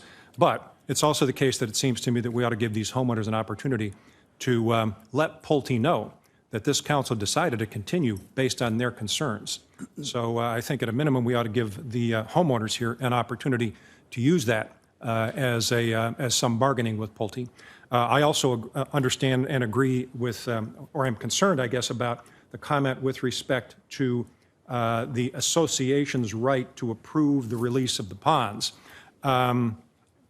City manager just mentioned a few minutes ago that we can't be held responsible for a contract that we're not part of, but it's also the case that continuing this item gives the homeowners an opportunity to continue to have that discussion as well with Pulte. So I agree that, in fact, it seems pretty clear based on the comments that we are going to continue this, and I hope that gives you some assistance in dealing with Pulte. It's clear to me that you're going to have to do that pretty quickly, because it's also clear to me that we're going to have to come to terms with this, with the primary bonds relatively soon.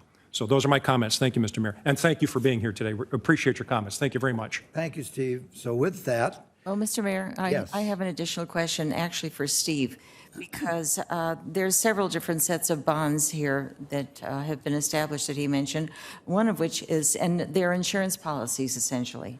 And if the builder does not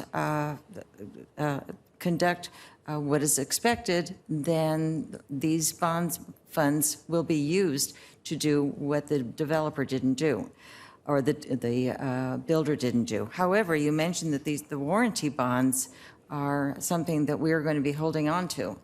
Now, are those warranty bonds in a sufficient amount of money that whatever needs to be done at that time, if the builder doesn't do them, will that cover those items that need to be finished, where the money for the warranty bonds is sufficient? That is going to depend on just the scope of the complaints and the nexus between the complaints and the specific improvements. Okay, well, the things that they talked about.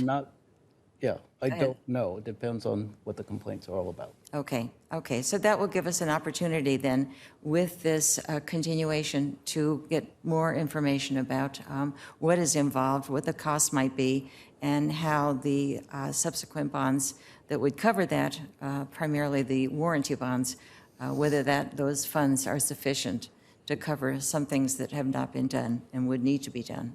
Thank you. Very Thank good. you, Steve. Thank you, Iris. Thank you, Steve. So with that, I'll make the motion on the consent calendar that we carry over to next council meeting, items number 4, 5, and 6. Second.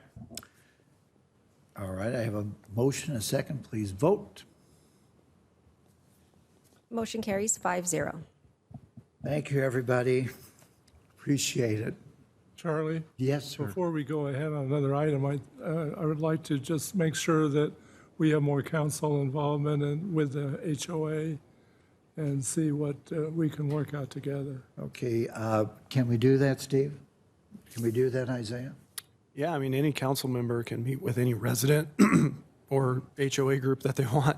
Okay, Steve, Downs, Richard, do you want to do that? Sure. Okay. As long as there's not more than two of you. Not more than two, just the two of you. It's a state law. All right.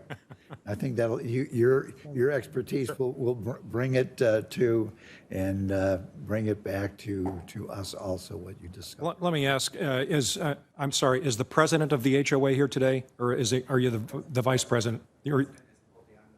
Okay. Please make sure that you email us with contact information so that we can get in touch with you. All right, thank you, appreciate that.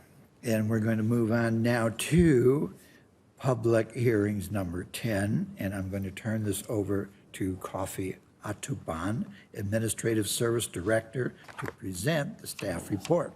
Kofi. Thank you, Mayor. Good afternoon, Council. So this item is a public hearing on annexation number 188 into Community Facilities District number 1. This is the second and last step in the city standard process for annexations into CFD number 1.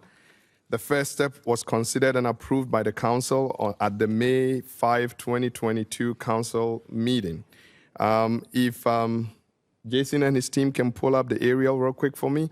So as projected here, the area shaded in red is the entire Betty Ford Center campus. And the territory proposed for annexation is the section shaded in blue to the right of your screen. This section comprises of a portion of 2 parcels totaling approximately 6.01 acres. The project is to construct a new 22,748 square foot, 1-story day treatment building on the annexed territory.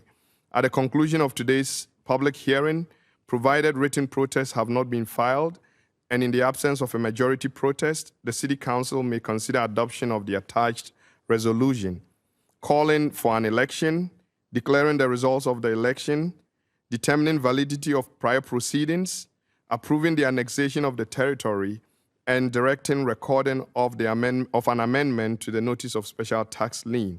Staff recommends approval, and that concludes my presentation. I'll be happy to answer any questions you may have. Thank you.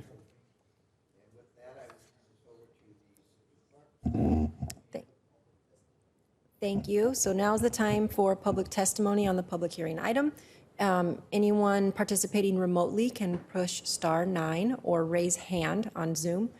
And I do not have any speaker cards. Was there anyone in the audience who would like to provide testimony on this item? Seeing none, and also none online.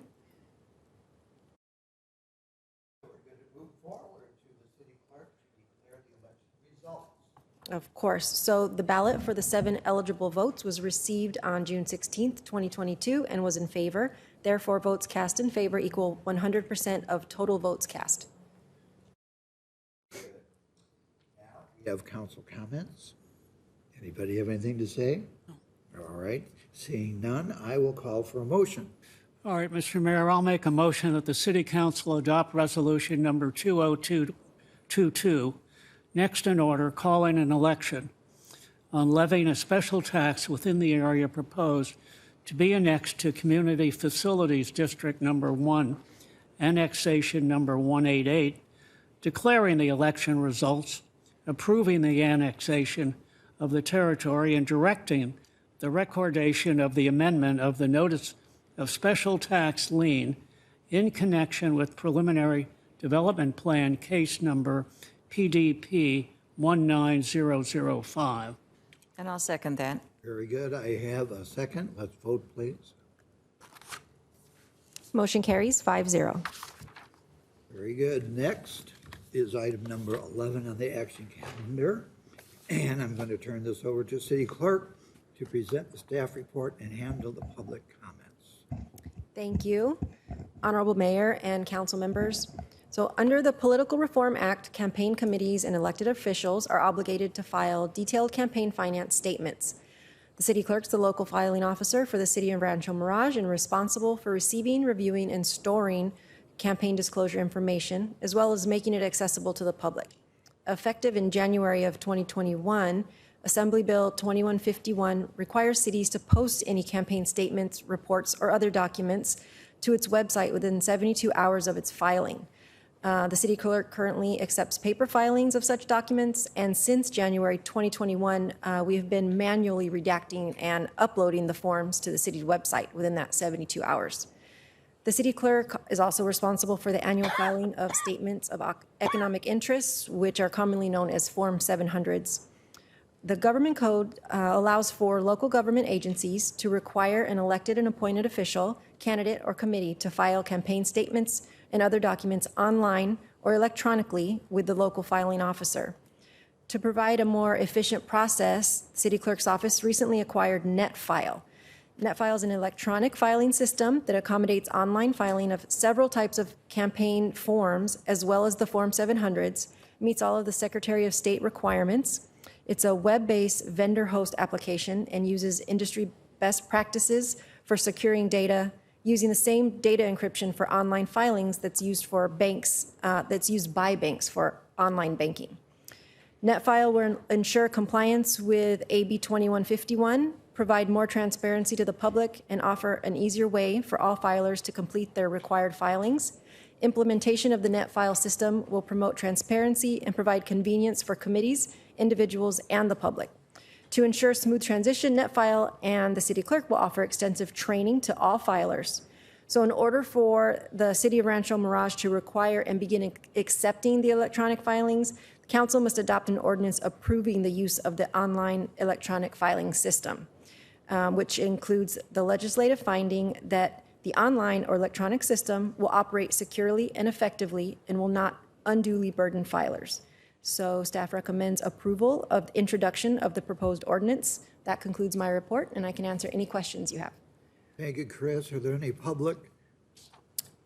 So I have no speaker cards. If anyone is participating remotely and has any comments, please press *9 or raise hand on Zoom. Is there anyone in the audience who would like to speak on this item? Seeing none, and also none on Zoom. Thank you. Next is the council comments on this item. Anybody have anything?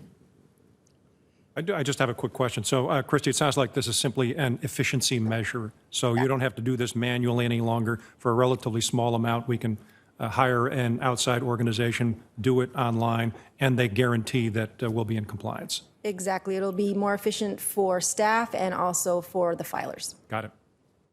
Very good. Any other comments? I'll call for a motion. Okay. Well, I will move that the City Council introduce ordinance number next in order, first reading, adding Chapter 2.88, electronic and paperless filing of fair political practices, commission campaign disclosure statements, and statements of economic interest to Title number 2, Administration and Personnel of the Rancho Mirage Municipal Code. Second. I have a second. Please vote. Motion carries 5-0. Thank you. Very good. Next item on the agenda is number 12, and I'm going to turn this over to the city attorney to present the staff report. Thank you, Mr. Mayor. So as council knows, we have a charter. A charter is like our own little constitution. So in California, you're either a charter city because you have your own little charter constitution, or you're a general law city that requires a general law city has to comply with all of these state general laws that are applicable to general law cities.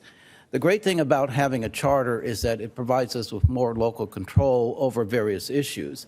And one of the issues that we have local control over through our charter is the appointment process with respect to how we select our mayor and our mayor pro tem. So right now in our charter, we have a provision in there that provides that every April, we go about the process of selecting a mayor and mayor pro tem based on who has not served as mayor for the longest period of time. So behind the scenes, the city clerk works out all that magic and comes and makes a recommendation based on how long the individual council members have been serving and when was the last time each one of them served as mayor. However, since we moved our general municipal election, which used to be held in April, to November of even years, we now have to move our process over to match up with our November election. But the only way we can do that is by adding ballot measures to the ballot in November. And so what we have today in your staff report are a couple of recommendations, or actually a single recommendation that basically will move this appointment process over to match up with our November elections. And so our recommendation, staff's recommendation, is that we present two measures to the voters. And the way that's going to work is that whichever measure gets the most affirmative votes, assuming they get a majority vote is the one that's going to be passed. And so we're recommending the following measures. The first measure would basically require that the annual appointment of the mayor and mayor pro tem take place at the second regular meeting in November during non-election years. And during election years, that annual appointment will occur on the date that we install our new council members. So typically, during election years, there's this process we go through with the county where the county has to certify the election. They have 30 days to do that. And then they present the results to the city clerk's office, and the city clerk's office comes to the city council, and then the council accepts those election results. And that typically happens around the first meeting in December following the November election. And so the first measure is going to ask whether or not the voters support having the mayor, again, mayor appointed, and the mayor pro tem at the second regular meeting in November of non-election years, and the date of installation, which is usually the first meeting in December during election years. The second measure will ask the voters whether or not they want to have the annual appointment of the mayor and mayor pro tem to occur at the first regular meeting in December or soon thereafter due to any delay in the certification of the results. I know this sounds very confusing, but that's the way the state law has set up this process. And so we're trying to fit our process into the state, to match up with the state law that governs our elections. So those are the two measures that would be presented if the council approves these. And the actual question will be, I'll just read the questions. And again, this sounds like a lot, but with the way that we have to draft these charter measures, they sometimes can sound pretty complicated. But what the voters will see in the voter pamphlet is they'll see a very simple explanation about what these two measures mean. The first measure would ask the voters, shall the city charter be amended to provide that the city council shall each year, at its second regular meeting in November in non-election years, and at the meeting in which new council members are installed during election years, appoint council members to serve as mayor and mayor pro tem for a one-year period on a rotating basis that affords each member of the city council with an equal opportunity to serve as mayor and mayor pro tem to the extent reasonably possible under such guidelines the city council shall establish by ordinance. That's a mouthful, but again, we get our hands tied by state law with respect to how our general elections are conducted and how the elections are certified. So basically that again boils down to appointing the mayor and mayor pro tem, second regular meeting in November during non-election years, and appointing the mayor and mayor pro tem during election years on the date of installation. The second measure would read, shall the city charter be amended to provide that the city council shall each year at its first regular meeting in December of each year or soon thereafter as reasonably possible in the event that any newly elected council members have not taken office due to the certification of election results, appoint council members to serve as mayor and mayor pro tem for a one-year period on a rotating basis that affords each member of the city council with an equal opportunity to serve as mayor and mayor pro tem to the extent reasonably possible under such guidelines the city council shall establish by ordinance. Again, this boils down to whether the mayor should be appointed and the mayor pro tem appointed on an annual basis at the first regular meeting in December or soon thereafter if there's a delay in the certification of the election results. Again, this sounds and looks very complicated, and in the impartial analysis that I will prepare that goes into the voters pamphlet, I promise I will make it as simple as possible. So two options. And so that's what's being presented, and that's what's being recommended by staff. Thank you, Steve. With that, I'm going to turn this over to Chrissy for public comments. Thank you. So if you're participating online and you'd like to speak on this item, you press *9 or raise hand on Zoom. Is there anyone in the audience who would like to speak? Seeing no one, and there is no one on Zoom either. Thank you, Chrissy. Excuse me, I'll turn it over to council comments. None. Buddy? All right.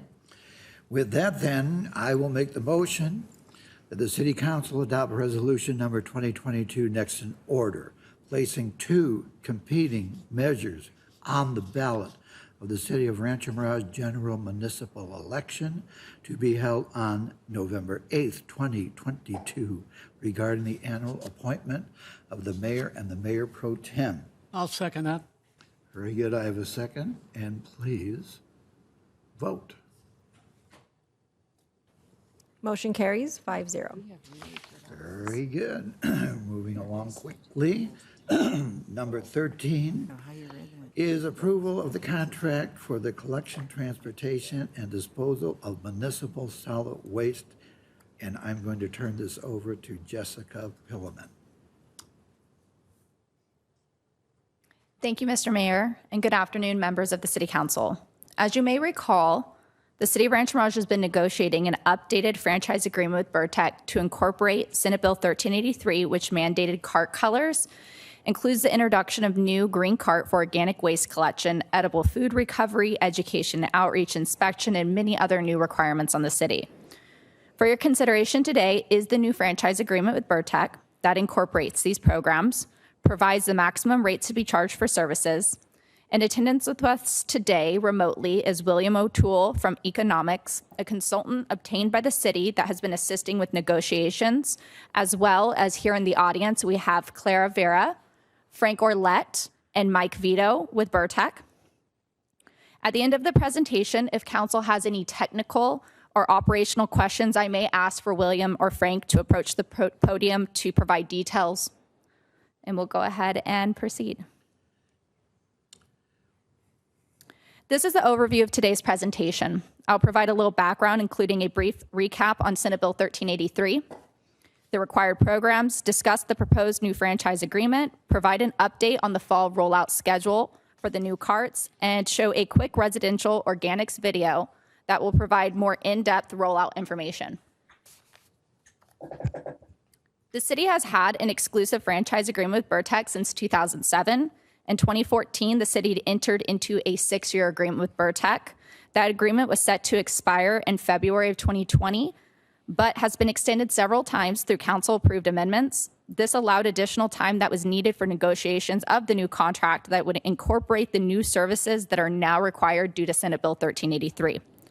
The most recent amendment was approved by City Council on May 19th of 2022 and extended the term through the end of this month. Senate Bill 1383 is the most significant waste reduction mandate to be adopted by the state of California in the last 30 years. It establishes several statewide goals for the diversion of organic waste from landfills. It was signed into law in 2016, and it requires the state to reduce organic waste disposal by 75% by 2025, which is more than 20 million tons annually.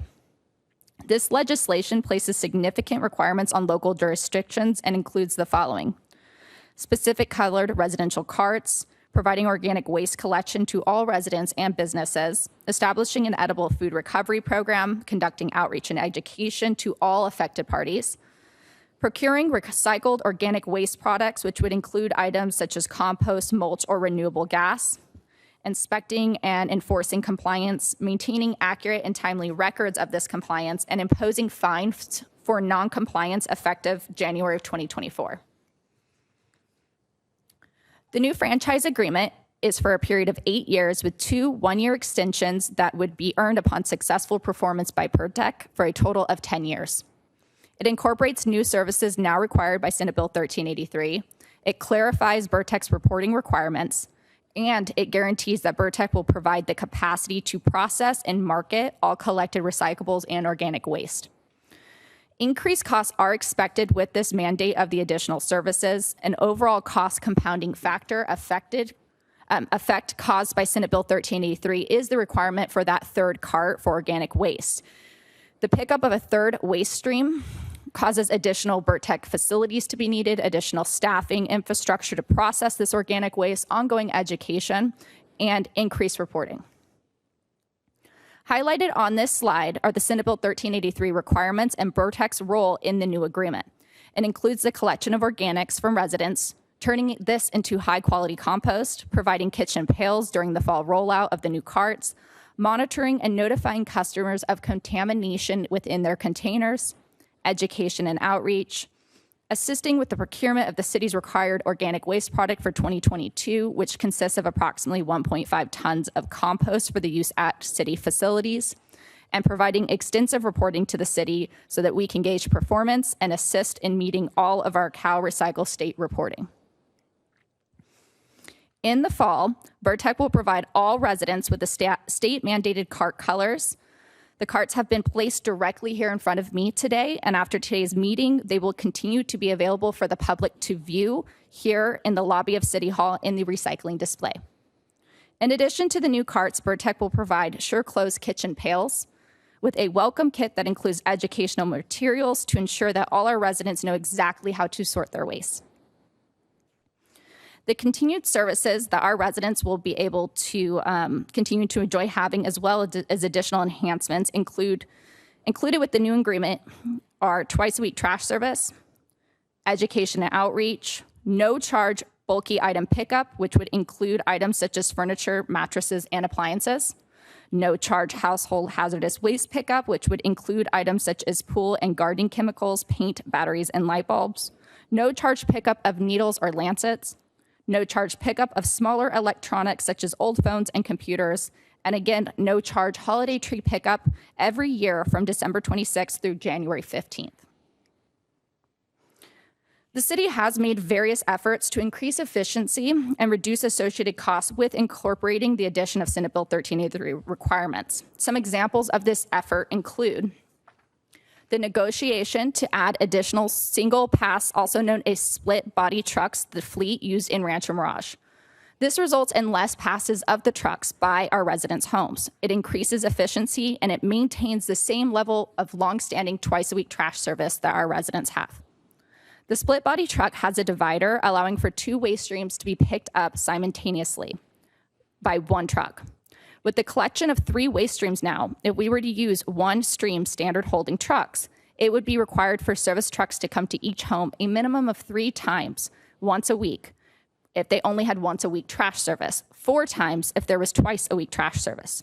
This would increase staffing, fuel, maintenance costs, and in turn also increase greenhouse gas emissions to maintain the current level of service. The transition to split body trucks for the collection will allow for the continued long-standing twice-a-week trash service, with recycling being picked up on one service day and organics and trash on the other. Another example of cost savings was the negotiation for the fleet vehicles to be used in another jurisdiction in exchange for a reduction in truck cost share. Rancho Mirage service days are Monday, Tuesday, Thursday, and Friday, and it has been negotiated for the use of these vehicles in another jurisdiction on Wednesdays, which is a non-service day in Rancho Mirage. In exchange for this, Rancho Mirage will only have an 80% share of the truck costs. Some of the details on how the rates came to. Moving to rates, contract sets the maximum rates which can be charged by Burtech. These rates were calculated by a retained consultant economics, and these were calculated by doing in-field assessments of the actual time associated with each level of service, route audits to assess the appropriate cart sizing and all spacing constraints, a thorough review of Burtech's certified financial statements, and in-depth meetings to verify all associated costs. Exhibit F of the contract provides all maximum rates which can be charged for services. The maximum monthly rate for residential service for the first year includes a proposed rate stabilization of $3.16 per month to each residential account, for a total of approximately $432,667 from city funds.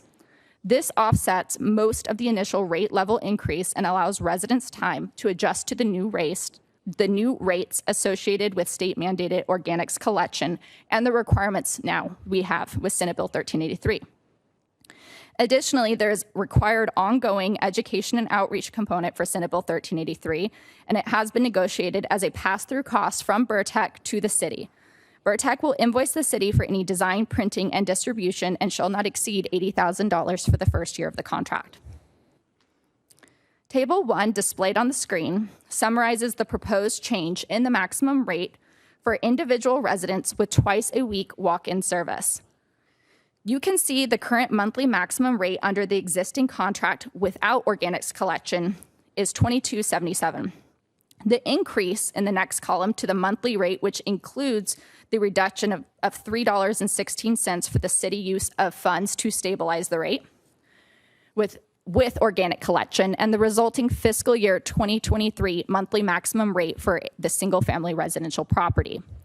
The proposed contract with Burtech would allow for an annual increase of maximums based on the change in the consumer price index for the collection component of the rates. There is a minimum increase of 2%, and we have set a maximum of no more than 5% per year. Displayed now is the schedule for the residential organics rollout. It is anticipated that city staff will finalize outreach material with Burtech in August.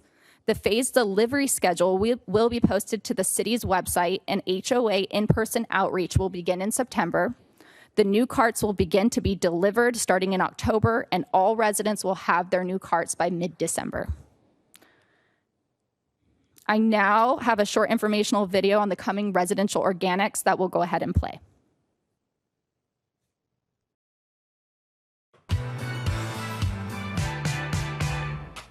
Did you know that organic waste is anything made from plants or animals, including food scraps and yard waste?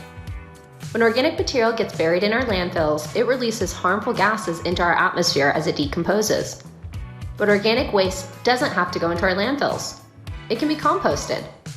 Recycling organic material is good for the planet, but it's also the law. All cities in California are required to provide residents with the ability to recycle their yard waste and food scraps. The City of Rancho Mirage and its exclusive hauler Burtech are working together to provide residents with new trash, recycling, and organics carts that comply with the state's standardized colors. You will be delivered new carts. You'll receive a green cart for organics and a blue cart for recycling. Your current gray cart will be converted to your trash cart with a new lid or updated labeling. Once you have your new carts, you can choose to keep your old trash container for personal use, or you may mark them for Burtech to remove. If you choose to repurpose your old trash container, make sure to store them separately from your trash enclosure, as they are no longer part of curbside trash service. Will your scheduled pickup days change? No, your current frequency and days of service will remain the same. Your trash will continue to be picked up twice a week. On one of the trash days, your organics will get picked up. On the other trash day, your recycling will be picked up. When you see only one truck picking up both waste streams, don't worry. These trucks have a split body, which means they're specifically designed to hold both types of waste. Since 2004, the City of Rancho Mirage has been collecting food waste from businesses. Now residents will be able to participate as well, keeping their food scraps and yard waste out of the landfill. Once you receive your green cart, you can start putting yard waste and food scraps in right away. From your yard, you can place yard waste, such as grass clippings, leaves, branches, and wood waste, into your green cart. From your kitchen, you can place anything that is food waste. If it grows, it goes.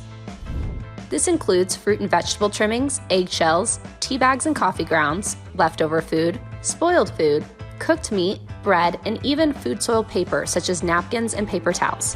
When your new 3-cart system is delivered, you will also receive a kitchen pail to collect your food waste. When your pail is full, empty it into your green organics cart outside. To help keep it clean, you can line your kitchen pail with a paper bag. Please note, pet waste and kitty litter must go into the trash. Non-organic items are not accepted in your green cart, including plastic food wrap, cigarette butts or ashes, styrofoam, diapers, or any bathroom waste. Minimize odors by making sure to drain excess liquids before putting your food waste into the kitchen pail. You may find it helpful to store food scraps inside the fridge or freezer until collection day. Wash your kitchen pail with soapy water or place it into the dishwasher. In general, try to reduce food waste by only buying what you need, creating new meals from leftovers, and storing your food correctly. If you have excess non-perishable food, please donate to a local food pantry. Your organic waste gets taken to a local composting facility where it gets composted and is used as a soil amendment to grow healthy plants.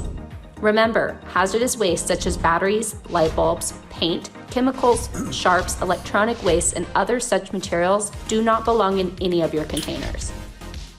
You can contact Burtech Customer Service to schedule a pickup of your household hazardous waste or to find the nearest drop-off location. For more information, please check out the city's website. Thank you for doing your part to make the organics recycling program a success.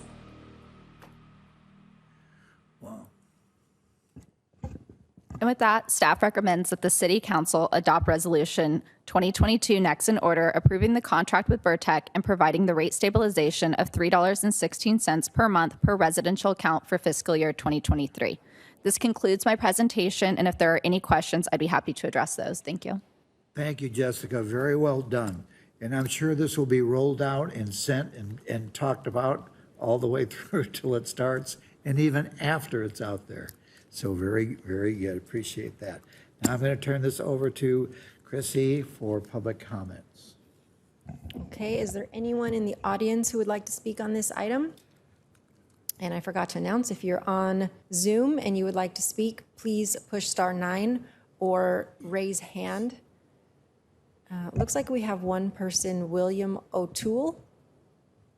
That is our consultant. Okay, I had a feeling. Okay. So if he does not want to speak, then there are no public comments on this item. Thank you very much. Then we're going to go to council comments. I do have one. This is to all 9 cities in one crack, isn't it, in the Coachella Valley? Do we know? Senate Bill 1383 applies to all cities, yes. Full shot, right? Yeah. So Yes. they're not just changing it here. Statewide. Statewide. Well, we're in good hands. Council comments. Anybody? Okay. Anybody over here? I just have one quick question. I'm pretty sure I know the answer. So we're talking about rate stabilization for just one fiscal year, correct? Yes, sir. And so then for the following fiscal year, it looks like the increase might go from $24 to $27, $28, something like that. And it would include a CPI increase next year as well. Got it. Okay. Thank you. The council considers the rates annually. So if next year when you're considering rates, we can continue some version of the subsidy if the council desires. We can do it again if we choose. Yep. Got it. Very good. Very good. All right. Seeing no more comments, I will call for a motion. Okay, I will make the motion then that the City Council adopt resolution number 2022 next in order, approving the contract for the collection, transportation, and disposal of the municipal solid waste and the collection and recycling of recyclable materials, yard trimmings, food scraps, and construction and demolition debris between the City of Rancho Mirage and Burtech Waste Management and Recycling Service, LLC. I'll second. Thank you very much. Please vote. Motion carries 5-0. Very good. Mr. Mayor, if I could quickly, I just wanted to thank Jessica for her work and effort on this. This was a massive undertaking. I'd also like to acknowledge Burtech, who is always great to work with, and they are very responsive to our community, and we just can't thank you guys enough for the service that you provide. This was a lot of work for them as well. They really had to, as a team with the city, work creatively to try to overcome some of the cost issues that were associated with this state law. And I think what Jessica and Burtech were able to come up with for our community is a great product that complies with state law. And they went through a big effort to try to do everything they could to reduce the potential financial impact to our residents. Obviously, you know, with the state of things, it is very, we are pressed on all sides. And so I really wanted to just thank you guys and acknowledge your efforts on everything you went through to try to limit the cost increases with complying with this new route. So it was a long process. So thank you guys for everything you did. Very good. Jessica, is it true that you will have your cell phone at home with you to take? Of course. Very good. What cooperation. Appreciate that. Thank you. We're moving on to number 14, and that's a resolution number 2022, granting authority to the city manager. And I'm going to turn this again over to Jessica. Thank you. The next item I have for your consideration is a request that the City Council adopt a resolution granting authority to the city manager to enter into certain contracts on behalf of Rancho Mirage Energy Authority. The City Council previously delegated procurement authority for short-term RMEA power supply contracts to the city manager through resolution number 2017-40. However, with current market conditions, staff now recommends that the City Council modify that granted authority to include certain procurements that are mandated by the California Public Utilities Commission, but are unlikely to raise policy concerns requiring City Council approval prior to execution. The current market conditions have a heightened demand for and simultaneously a reduction of supply in the energy market. The reduction in supply is due in part by uncontrollable conditions such as drought, which causes a reduction in hydropower, as well as clean energy initiatives that are now requiring the closure of certain power plants in the near future. In addition to the reduction in supply, there's also recently been increases to the mandated procurement orders to all load service serving entities, including RMEA, as well as investor-owned utilities, by the California Public Utilities Commission. The mandated procurement orders have very tight compliance filing deadlines, which is causing all load-serving entities to actively be pursuing energy supply contracts simultaneously. Now, time is even more of the essence in contracting required energy. There have been potential contracts that would meet the CPUC requirement, but between the timing of the completion of negotiations and the next available council meeting, the supplier has gone under contract with another load-serving entity. With this, staff recommends that the City Council adopt Resolution number 2022, next in order, granting the authority to the city manager to enter into certain contracts on behalf of Rancho Mirage Energy Authority and rescinding and replacing Section 5 of Resolution 2017-40. This concludes my presentation. Thank you. Thank you, Jessica. Chrissy, for public comments. Thank you. If anyone participating remotely would like to speak on this item, please press *9 or raise hand. Is there anyone in the audience who would like to speak? Seeing no one, and there is no one on Zoom. Very good. Then we're going to go to City Council. Anybody have anything to say? Isaiah, are we going to see a increase, decrease, or is it going to stay the same?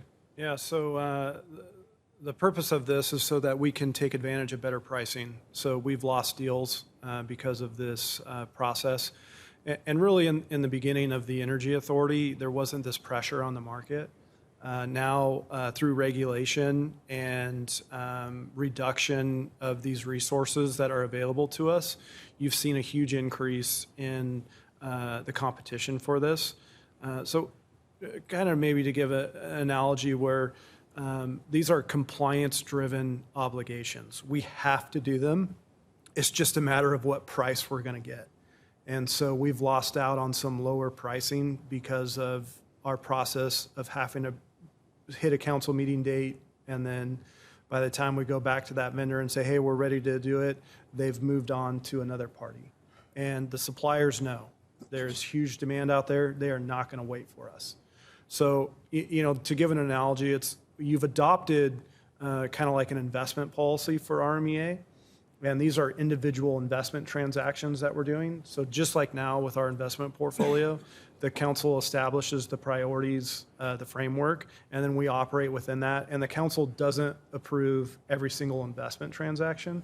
That's exactly what we're doing here. You guys have set the renewable standards. You have set what the product needs to be. And so we're just simply doing these individual transactions to deliver on that overall policy that you guys set. So how often do we make these changes today? Is it every time Edison makes a change, we make a change, or? So you're talking about the rate structure. Right. Yeah, so obviously anytime Edison makes a rate change, we want to do the same so that we can keep the savings to the customers. This item that you're considering today isn't necessarily a rate change. These are the cost of the power and the obligations that we're procuring that lead to potential rate changes. So if we keep with our current process, we are going to have a higher cost, and those are just unnecessary costs that prevent us from providing savings to customers. So this is not a rate change that we're considering. I can't change rates. These are the individual power procurements and RA obligations that we're required to do per the PUC. So like, This is a process, not so much the dollar and cent cost. yeah. And so obviously, when we're procuring power, the council sets the overall policy that says, hey, we want to be greener and cheaper than Southern California Edison to simplify it. So we have the benchmarks that the council has established for how much renewable, how much carbon-free, how much conventional energy do we procure. These are just the individual transactions that get us to those numbers. Very good. Any more comments? Yes, one question. Are we always out there looking for lower rates? And do we get notified of companies coming on board with this type of energy savings, and they will notify us? Or do we have to just keep our ears to the pavement to hear when those better rates are available? Yeah, so power procurement's very similar to investing with our city funds, right? So some of our power needs are procured on a very short-term basis.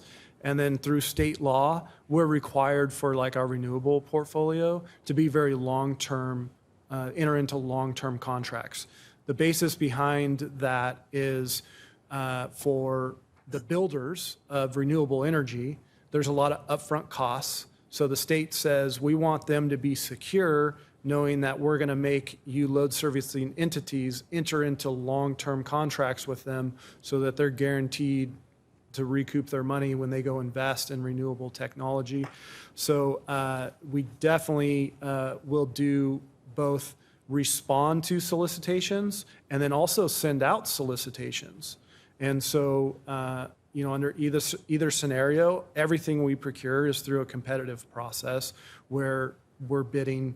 Obviously, with some of the demand level issues, you've seen an increase in energy pricing because, one example is we've been in a drought. So there's not as much electric hydro energy as there maybe is in other years. So that's really squeezed other resources.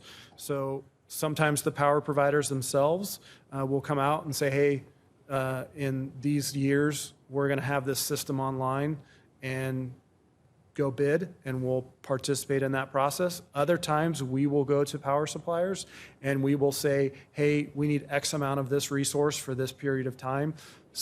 Send us your pricing, and then we rank them. And so it works both ways. Very good. Ted?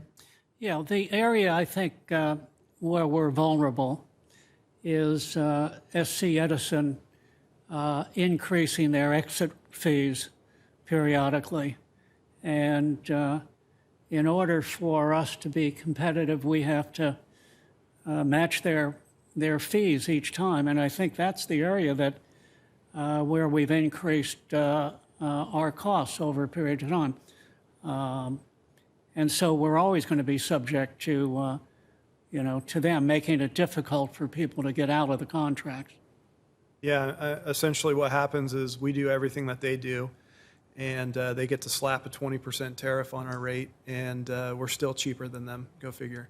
And the PUC really does that for Edison, don't they? Yeah, so obviously there's a lot of, from a CCA standpoint, there's been a lot of concerns that have been brought up about the exit fee calculation.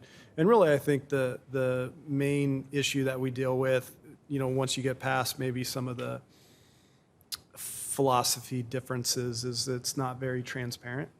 So CCAs don't know what goes into those calculations, and every year we're kind of puzzled with what we're seeing. But that's just the nature of the game that we're in. So, really?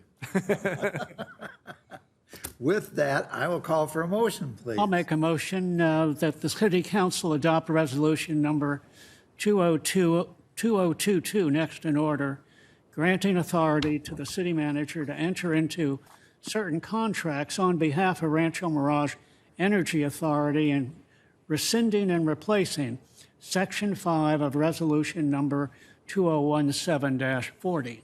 Second the motion. Very good. I have a second over here from Richard. Please vote. Motion carries 5-0. All right, moving on to number 15 is the periodic review of development agreements Mr. Mayor, Chairman, I'm going to have to recuse myself from this item because it involves a development agreement that affects the community where I live. And I will also be recusing myself. Oh, my goodness. Well, here we go. Thank you. I'll wait till you guys are out of earshot. How's that? So just for the record, since it has to be in the minutes, so Councilmember Smotrich and Councilmember Downs are recusing themselves from this particular item because they both, due to the close proximity of their residences to two particular projects covered by these development agreements. The one that affects Mr. Downs is the Rancho Mirage Country residences at Rancho Mirage Country Club, and the one that affects Councilmember Smotrich is the Section 31 specific plan. Thank you very much. And with that, I will turn it over to Pilar Lopez to explain. Good afternoon, Mayor Townsend and council members. Give me one moment as I bring up this presentation. The city's municipal code requires a periodic review of active development agreements to determine if the subject property owner and/or developer is performing in good faith with the terms and conditions of their respective development agreement. The review period is for the year of 2021. There are currently 11 active development agreements that are subject to this periodic review. Rancho Mirage Self-Storage, Westin Vacation Club, 111 Plaza, McKenna, formerly known as Stonebridge, Del Webb, Ferrari, Carefield Assisted Living, the residences at Rancho Mirage Country Club, Section 31 Specific Plan, In-N-Out Burger, and RM338JV LLC. Please note that this year's review excludes the development agreements for Porcupine Creek Wellness Center and the Rancho Mirage Auto Plaza, as they are not yet eligible for review. This table summarizes the status of each agreement's current standing. All 11 development agreements are considered to be in good standing as the properties are being properly maintained and in compliance with the existing terms and provisions of their respective agreements. Notices were mailed out on April 26, 2022 to all affected property owners and/or developers, informing them of the meeting and this periodic review. Staff has not received any outside correspondence regarding this periodic review, aside from questions regarding meeting attendance. This item was presented to the Planning Commission on May 26, 2022, and at this time, the Planning Commission recommends that the City Council find that the subject developers and/or property owners are currently in compliance with the terms and conditions of their development agreements. This concludes staff's presentation. I'd be happy to answer any questions. Very good, thank you. Chrissy, do we have any? If you are participating remotely and you would like to speak, please press *9 or raise hand on Zoom. Is there anyone in the audience who would like to speak on this item? Seeing no one, and also no one on Zoom. Very good, thank you. Any council comments? Richard, Ted? No. Okay.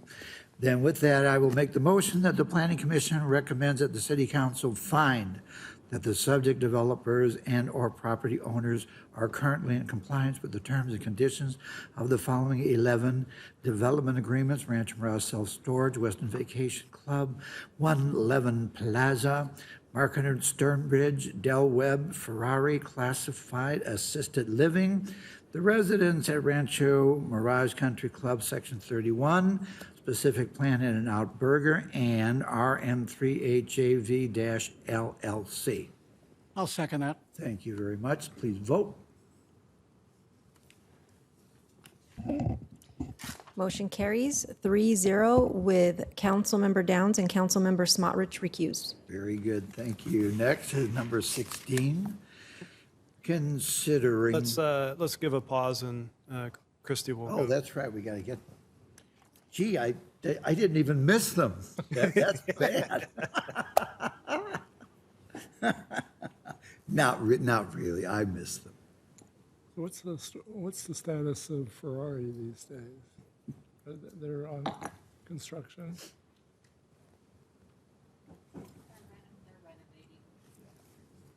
Oh, that's right.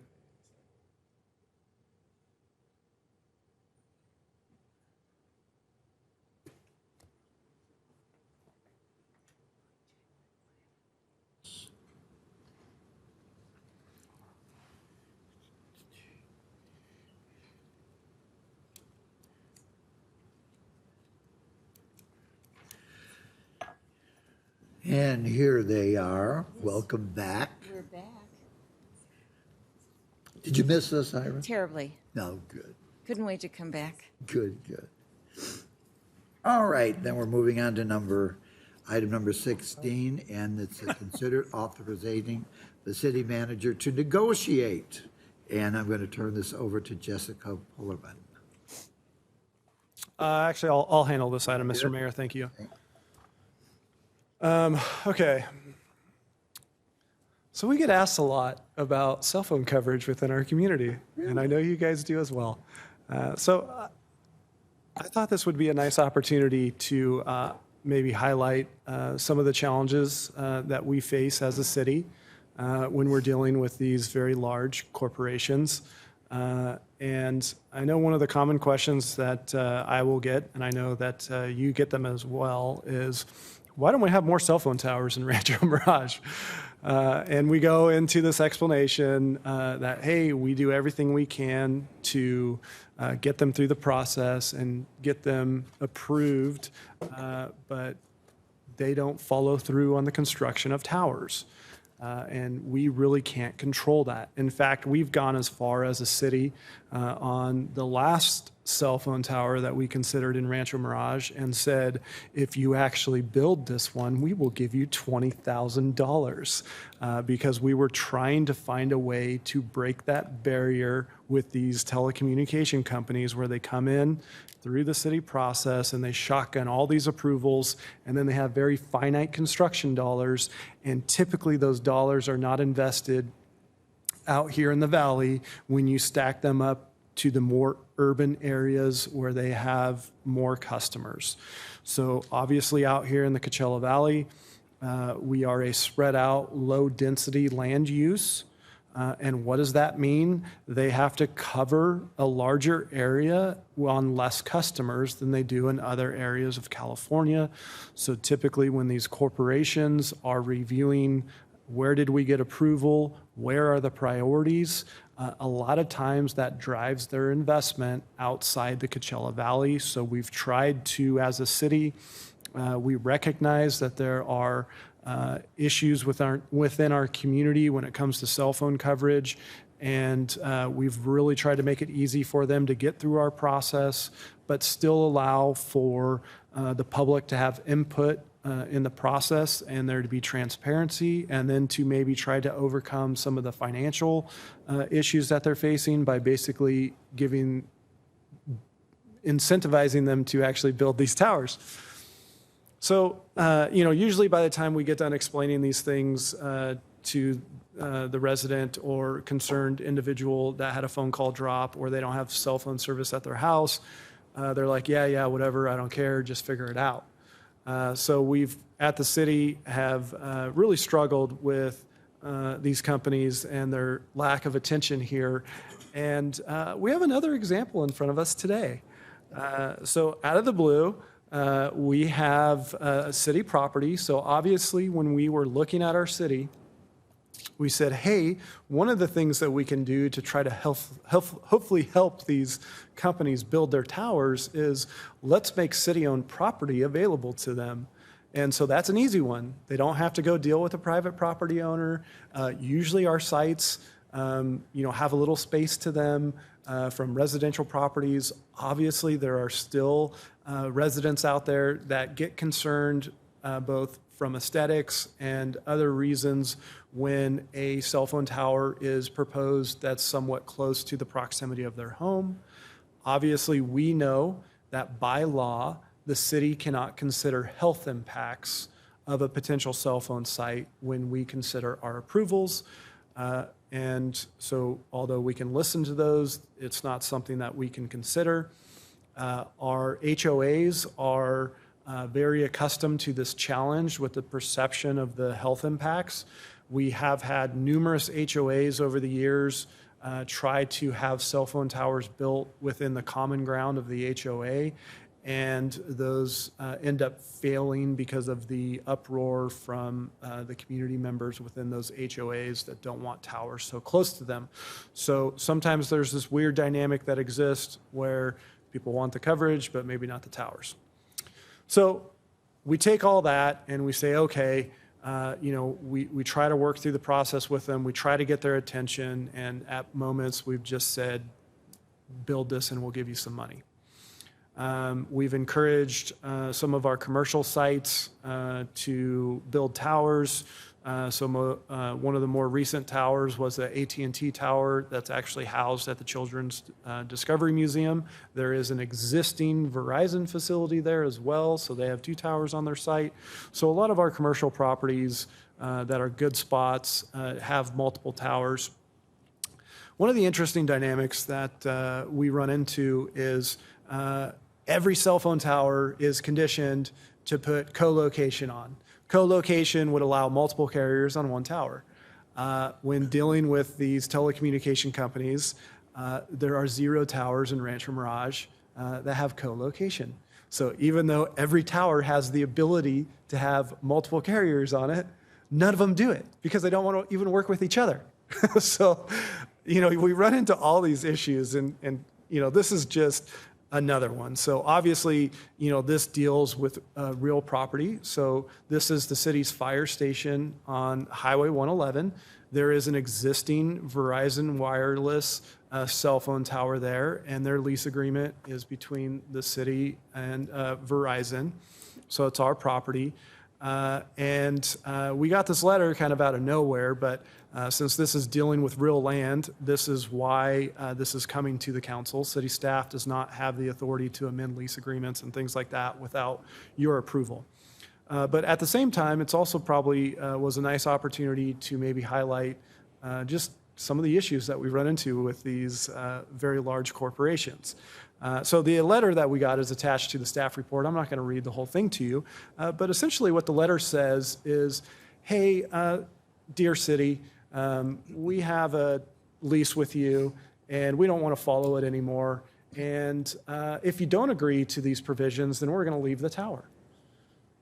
So in working with the contractor that Verizon hired that generated this letter, we reached out and just said, hey, that's not something that staff can do. We're going to have to agendize this. And, I kind of let them know that there would be some concerns, both from the council and just the concerns we get from the public at large.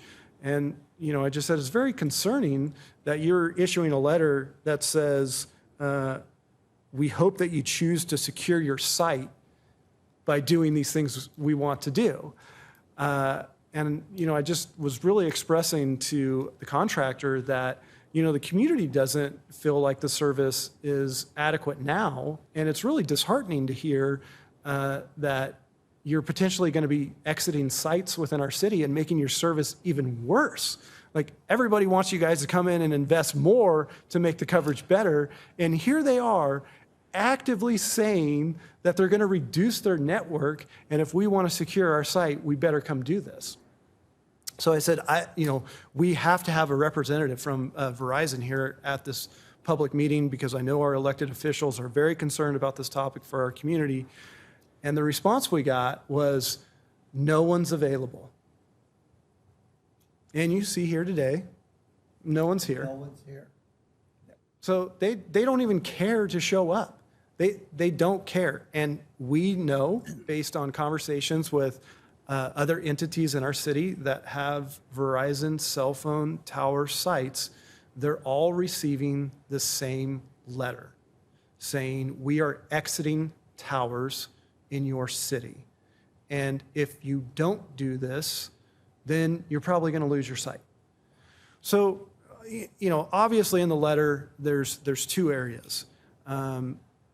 The financial reducing of the lease payment, fine, right? The city doesn't survive off the lease payment from this cell phone site. So if they want a reduction in their lease payment, no problem. I think that we can negotiate that with them, and financially, the city will be just fine. I wish it was that simple. There are much greater implications in the proposed contract amendments that they're wanting. So when they come through the entitlement process to build a cell phone tower, there are inherent safeguards within the process to make sure that the public And the people that are going to be near these towers have the opportunity to, one, know what's being proposed, and then to come to our meetings and provide comment and feedback for you, the decision makers, to consider.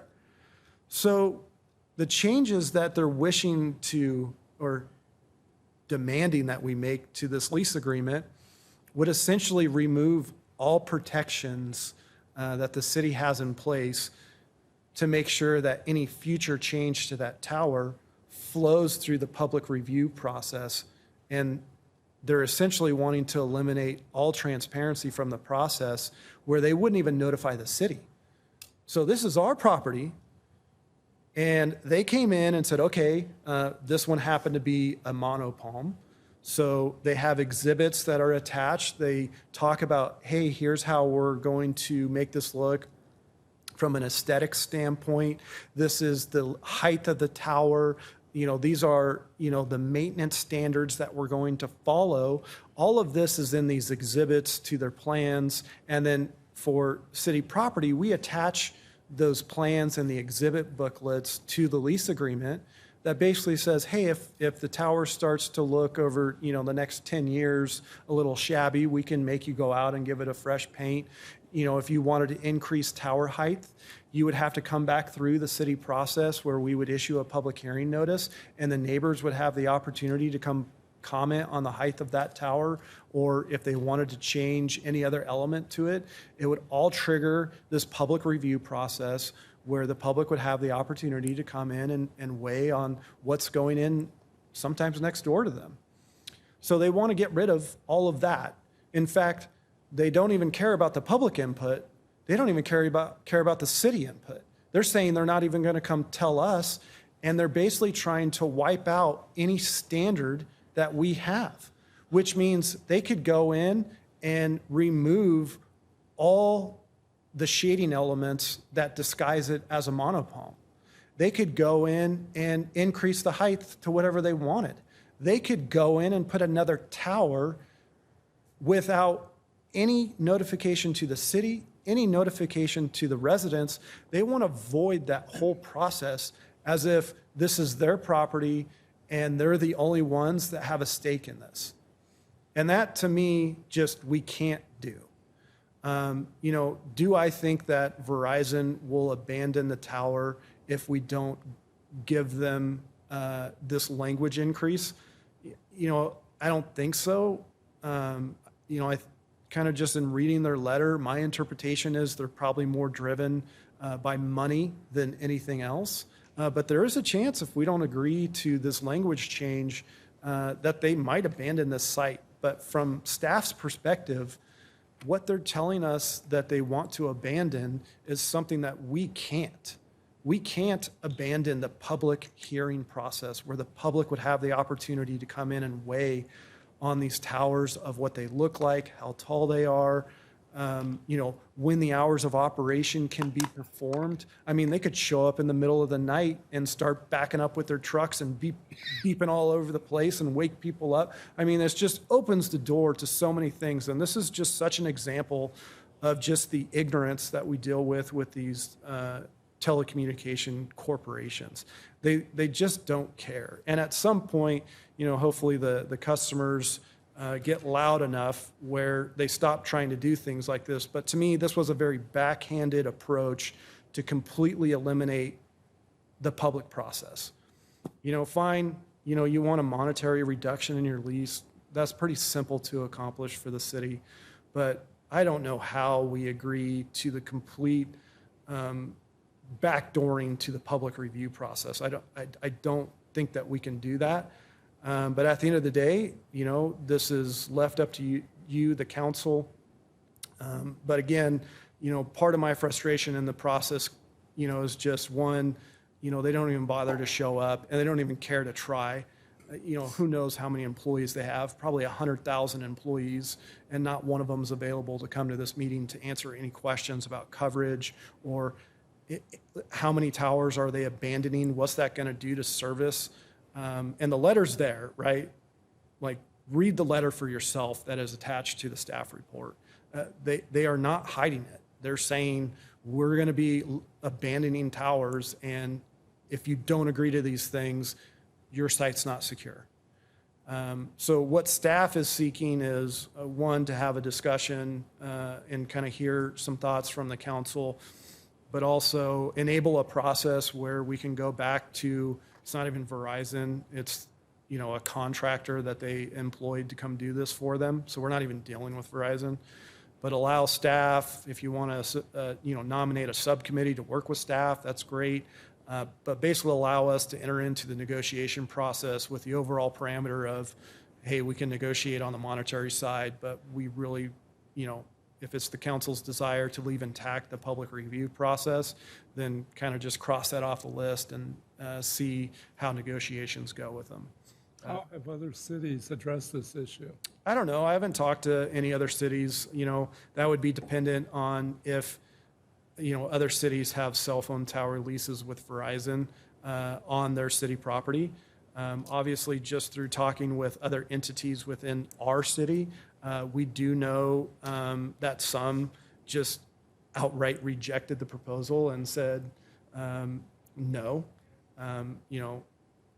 Again, it's almost like, coming in and saying this is now our property is the attitude of these companies. But even if don't have to worry, if you're a private corporation and you don't have to worry about, the public process and notifying residents, it would still be pretty hard for any property owner, I think, to come in and just say, yeah, go do whatever you want on my property and you don't even have to tell me, which is essentially what they're asking for in this language.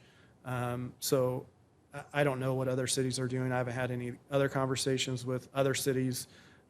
But for us and this site, obviously we want to be motivated to keep the tower in place because of the issues with coverage now. I think the monetary side of it's easy. I think the language changes are dead on arrival.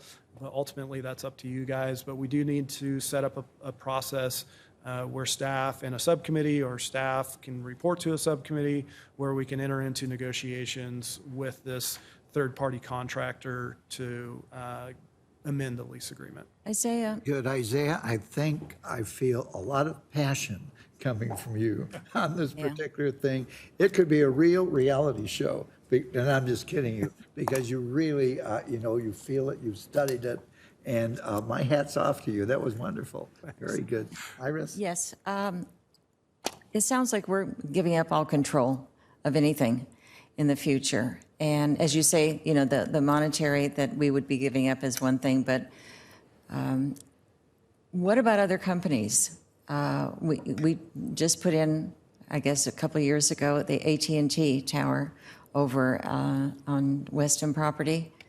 And what other companies are available, and how do we go about checking that out, checking out with other cities what they're going to do? Because if everybody's getting this letter, and we are such a small entity, we're not like an urban commodity where they're going to obtain vast amounts of money from us. There has to be some other solution that maybe other cities are thinking of, or, we can check out other companies. Yeah, and I think, kind of depending on how the action works out today, there's probably a lot of variables within the negotiation process, which may include, taking steps to reach out to fellow cities. Obviously, all the companies are pretty siloed, and it's very specific to how their coverage works and where they have existing towers. If a different company, for example, if Verizon were to leave this site, would another carrier be interested in it? That would be very specific to the dynamic of where that carrier has existing towers, how that fits into their overall network. Probably eventually somewhere along the line, somebody would probably want to occupy that site. But again, they are not the easiest to go approach and work with when it comes to issues. Typically, the only time you get their attention is when they're coming to you. And even when they come to you on something like this, if they don't want to give you any attention, they will not. Wow. You know, Isaiah, I do remember asked this a while back, and I think at that time, I said, we are giving the permits out. I think we had like 20 on the record for these towers to go ahead and build them, and they never do. So everybody comes and says, we don't give the permits. Excuse me, yes, we do, but they just don't build them. And they want to tie up the land. Yeah, amazing. We're going a little backwards here because I need to turn it over to Chrissy for public comments. Thank you. So if anyone is participating remotely and would like to speak on this item, please press *9 or raise hand. Is there anyone in the audience who would like to speak? Seeing no one, and there is no one online either. Very good. Now we'll go back to comments. May I I, don't think Mr. there's Mayor? any question that we have to commence negotiation, and I would suggest that we proceed and have the city manager commence that negotiation. Okay, Steve? So the lease runs through March 23rd of 2025, correct? So they're obligated to pay us the $28,404 until then. So not only is it the case that we're not going to miss the money if we reduce from $23.67 a month down to $2,000 a month, we're not going to miss the money if we don't get the $28,000 a year either. Correct. And part of their request is to have the new rates take effect in August. Yeah. I've got an opinion about this. And the answer is no to them. No on the rate reduction and no on their language. That's my opinion. Is that your opinion? Okay. Are we all done with opinions, comments? Then I'm going to call for a motion. Who wants to make it? Sure, I'll make it. That Thanks, the Ted. city council authorize the city manager to negotiate an amendment to land lease agreement dated March 23, 2015. The wireless communication services tower located at 7801 Highway 111. Second. Very good. I have a second. Please vote. And I would like to note, obviously, when we feel like we settle on terms, the lease approval has to come back to the council. Right.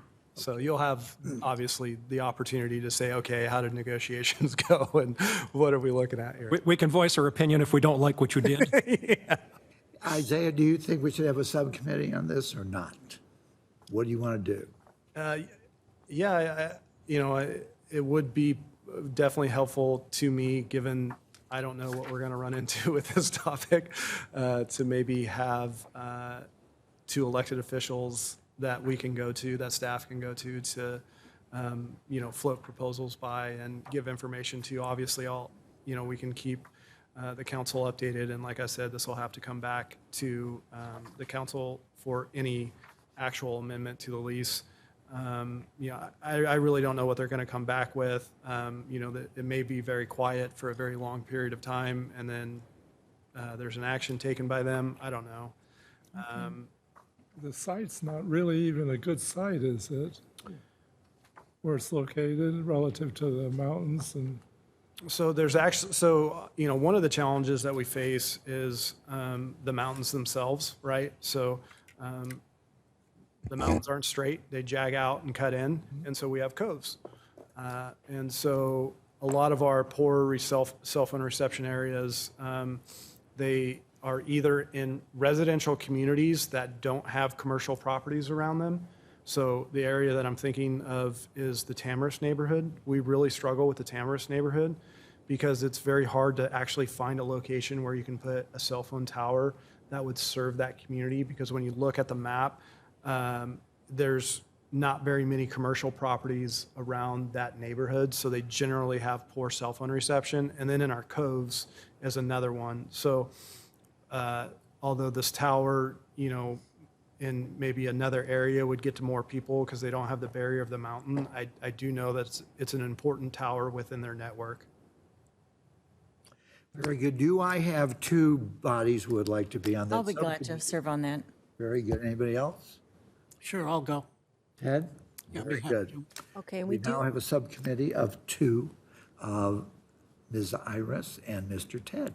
Very good. Okay, and I am still waiting for one vote. Mayor Pro Tem Kite? And, you know, obviously with this topic, you can hear it in my voice, but, you know, it's kind of frustrating to be in a position to, you know, hear concerns from your community, and then, you know, you kind of feel like we're hitting the wall too. So to me, this was just another example of just the issues that we run into as a city when we're trying to encourage them to enhance their network. They're in fact doing the exact opposite. Boy, well done, well explained, Isaiah. Very good. So are we all in with the votes? Yes, and motion carries 5-0. Very good. Last but not least is number 17, and it's to consider applying for a Greater Palm Springs Tourism Foundation matching grant, and we have Mr. Gabe Cotting, Marketing Director, to present it. Mr. Mayor, esteemed council, staff, it's my honor to bring item number 17, the last one, to before you today. Visit Greater Palm Springs, as many of us know, is the regional tourism organization for the Coachella Valley. They recently launched the first recently ever, Greater Palm Springs Tourism Foundation Tourism Grant. And basically what this was is they took a portion of the TOT that's paid to their organization that's funded through the TBED. They've rebated that back to cities that qualify up to $100,000. And so our TOT, a portion of our TOT that goes to that organization is in excess of the 10%. And so we qualify for the $100,000. So in talking with that organization, we included an application that's in your packet, and it talks about the essence of it is to enhance a tourist attraction, you know, create an event, to do something that enhances the tourism part. And so they had certain requirements that were eligible for it. So this was right about the same time that we had just established the $150,000 matching grant to the museum. And so I talked to our resorts and I said, hey, we have access to this grant. If you have any ideas, let us know. To date, there really hasn't been any feedback from the resorts. And quite honestly, they've been super busy with season just ending. But then as we reviewed it, I inquired with the organization and said, hey, is this going to be an ongoing thing? And they said, no, this is really just a test year. We want to see how the community does with this grant and how the various communities did. So it dawned on me that, hey, this would be another great opportunity for us to assist the museum, to double the funds that are available to us. And in talking with them, I think it creates a great case study for how the grant was used, because as you saw in the presentation for the Discovery Museum, you know, 60% of the visitors come from outside the area. And it's the only one of its kind, and it hasn't been updated in 20 years. So the process of being able to have our resorts and us as a community tout having the only Children's Discovery Museum, I think is worthwhile. So it kind of checks all the boxes. The timing's great. It gets them closer to their goal. And so staff's recommending that A, we would grant permission to the city manager and myself to apply for the grant, and then B, that you'd allow us to allocate from the city's operating surplus from this fiscal year. That's why we're bringing it right now. Allocate the first $100,000, and then the matching funds would come in after that to the museum. So this would result in an extra $200,000 to the museum, and we'd be able to double our money. So that completes my presentation. Available for any questions. And our applicant here has waited almost 3.5 hours and waited 16 other agenda items in case there's any other questions for her as well. Well, you know, if I had known that, Cindy, I would have brought you right up from the beginning. That was number Can't say one. that now. Just want to know that. You can't Monday morning court. Yeah, it's an insult now. It is, isn't it? Oh, God, I missed it. I'm sorry. All right, we need to go to Chris. Okay, anyone participating online, if you would like to speak, press star 9 or raise hand on Zoom. Is there anyone in the audience who would like to speak? Seeing no one, and there is no one on Zoom either. Very good. Now we'll go to council comments. Question, please. Gabe, what's the upside under the original grant? And then you said matching funds. How much is that? It's up to $100,000. So the Visit Greater Palm Springs Tourism Foundation has made available $100,000 as a matching grant. So we would have to pay out $100,000. They would match it, resulting in $200,000. Okay. So that would be the cap. Yeah. And what's the timing on this? It's for this calendar year. And so the reason we're presenting it now is in discussions, this would be approved relatively quickly, so we'd be able to pay out our portion out of the surplus of the operating budget before our fiscal year ended. Good opportunity. Steve?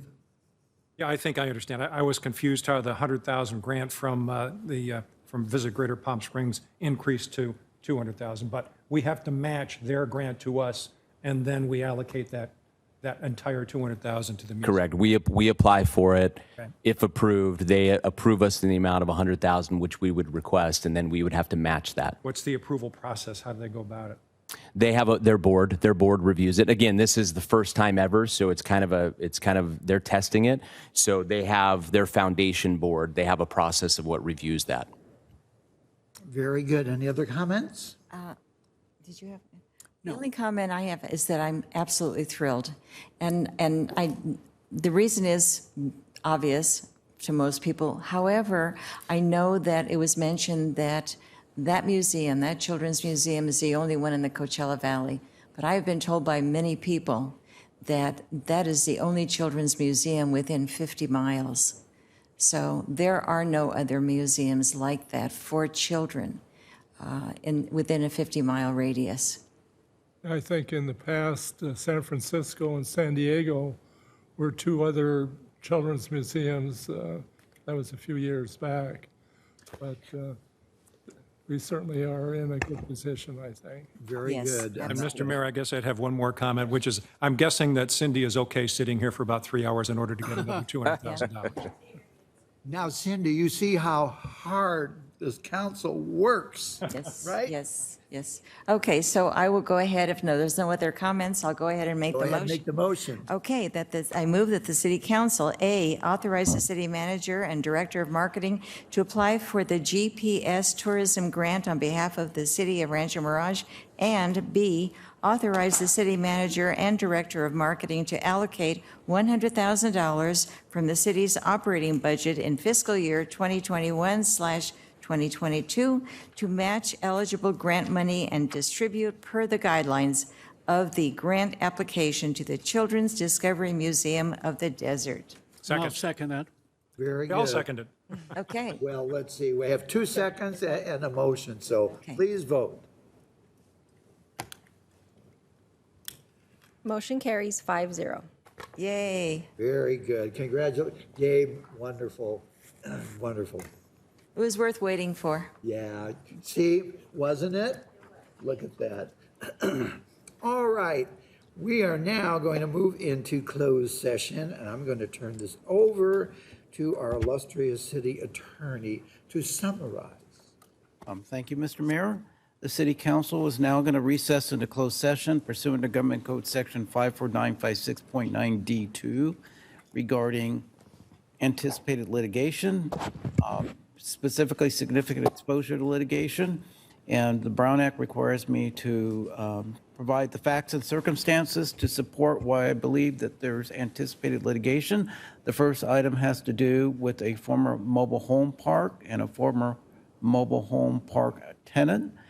The other issue has to do with something we discussed today with respect to our charter amendment, in that we have a provision in our ordinance that's incompatible with our charter. The second item is we're going to recess into closed session pursuant to Government Code Section 54957 regarding the public employee performance evaluation of our city manager, executive director. The third item is conference with legal counsel regarding existing litigation. We have 2 cases here, and this is going to be pursuant to Government Code Section 54956.9D1. The first case is vacation rental owners and neighbors of Rancho Mirage et al. Versus City of Rancho Mirage. The second case is vacation rental owners and neighbors of Rancho Mirage versus City of Rancho Mirage. Very good. And with that, we are going into closed session. Thank you, everyone.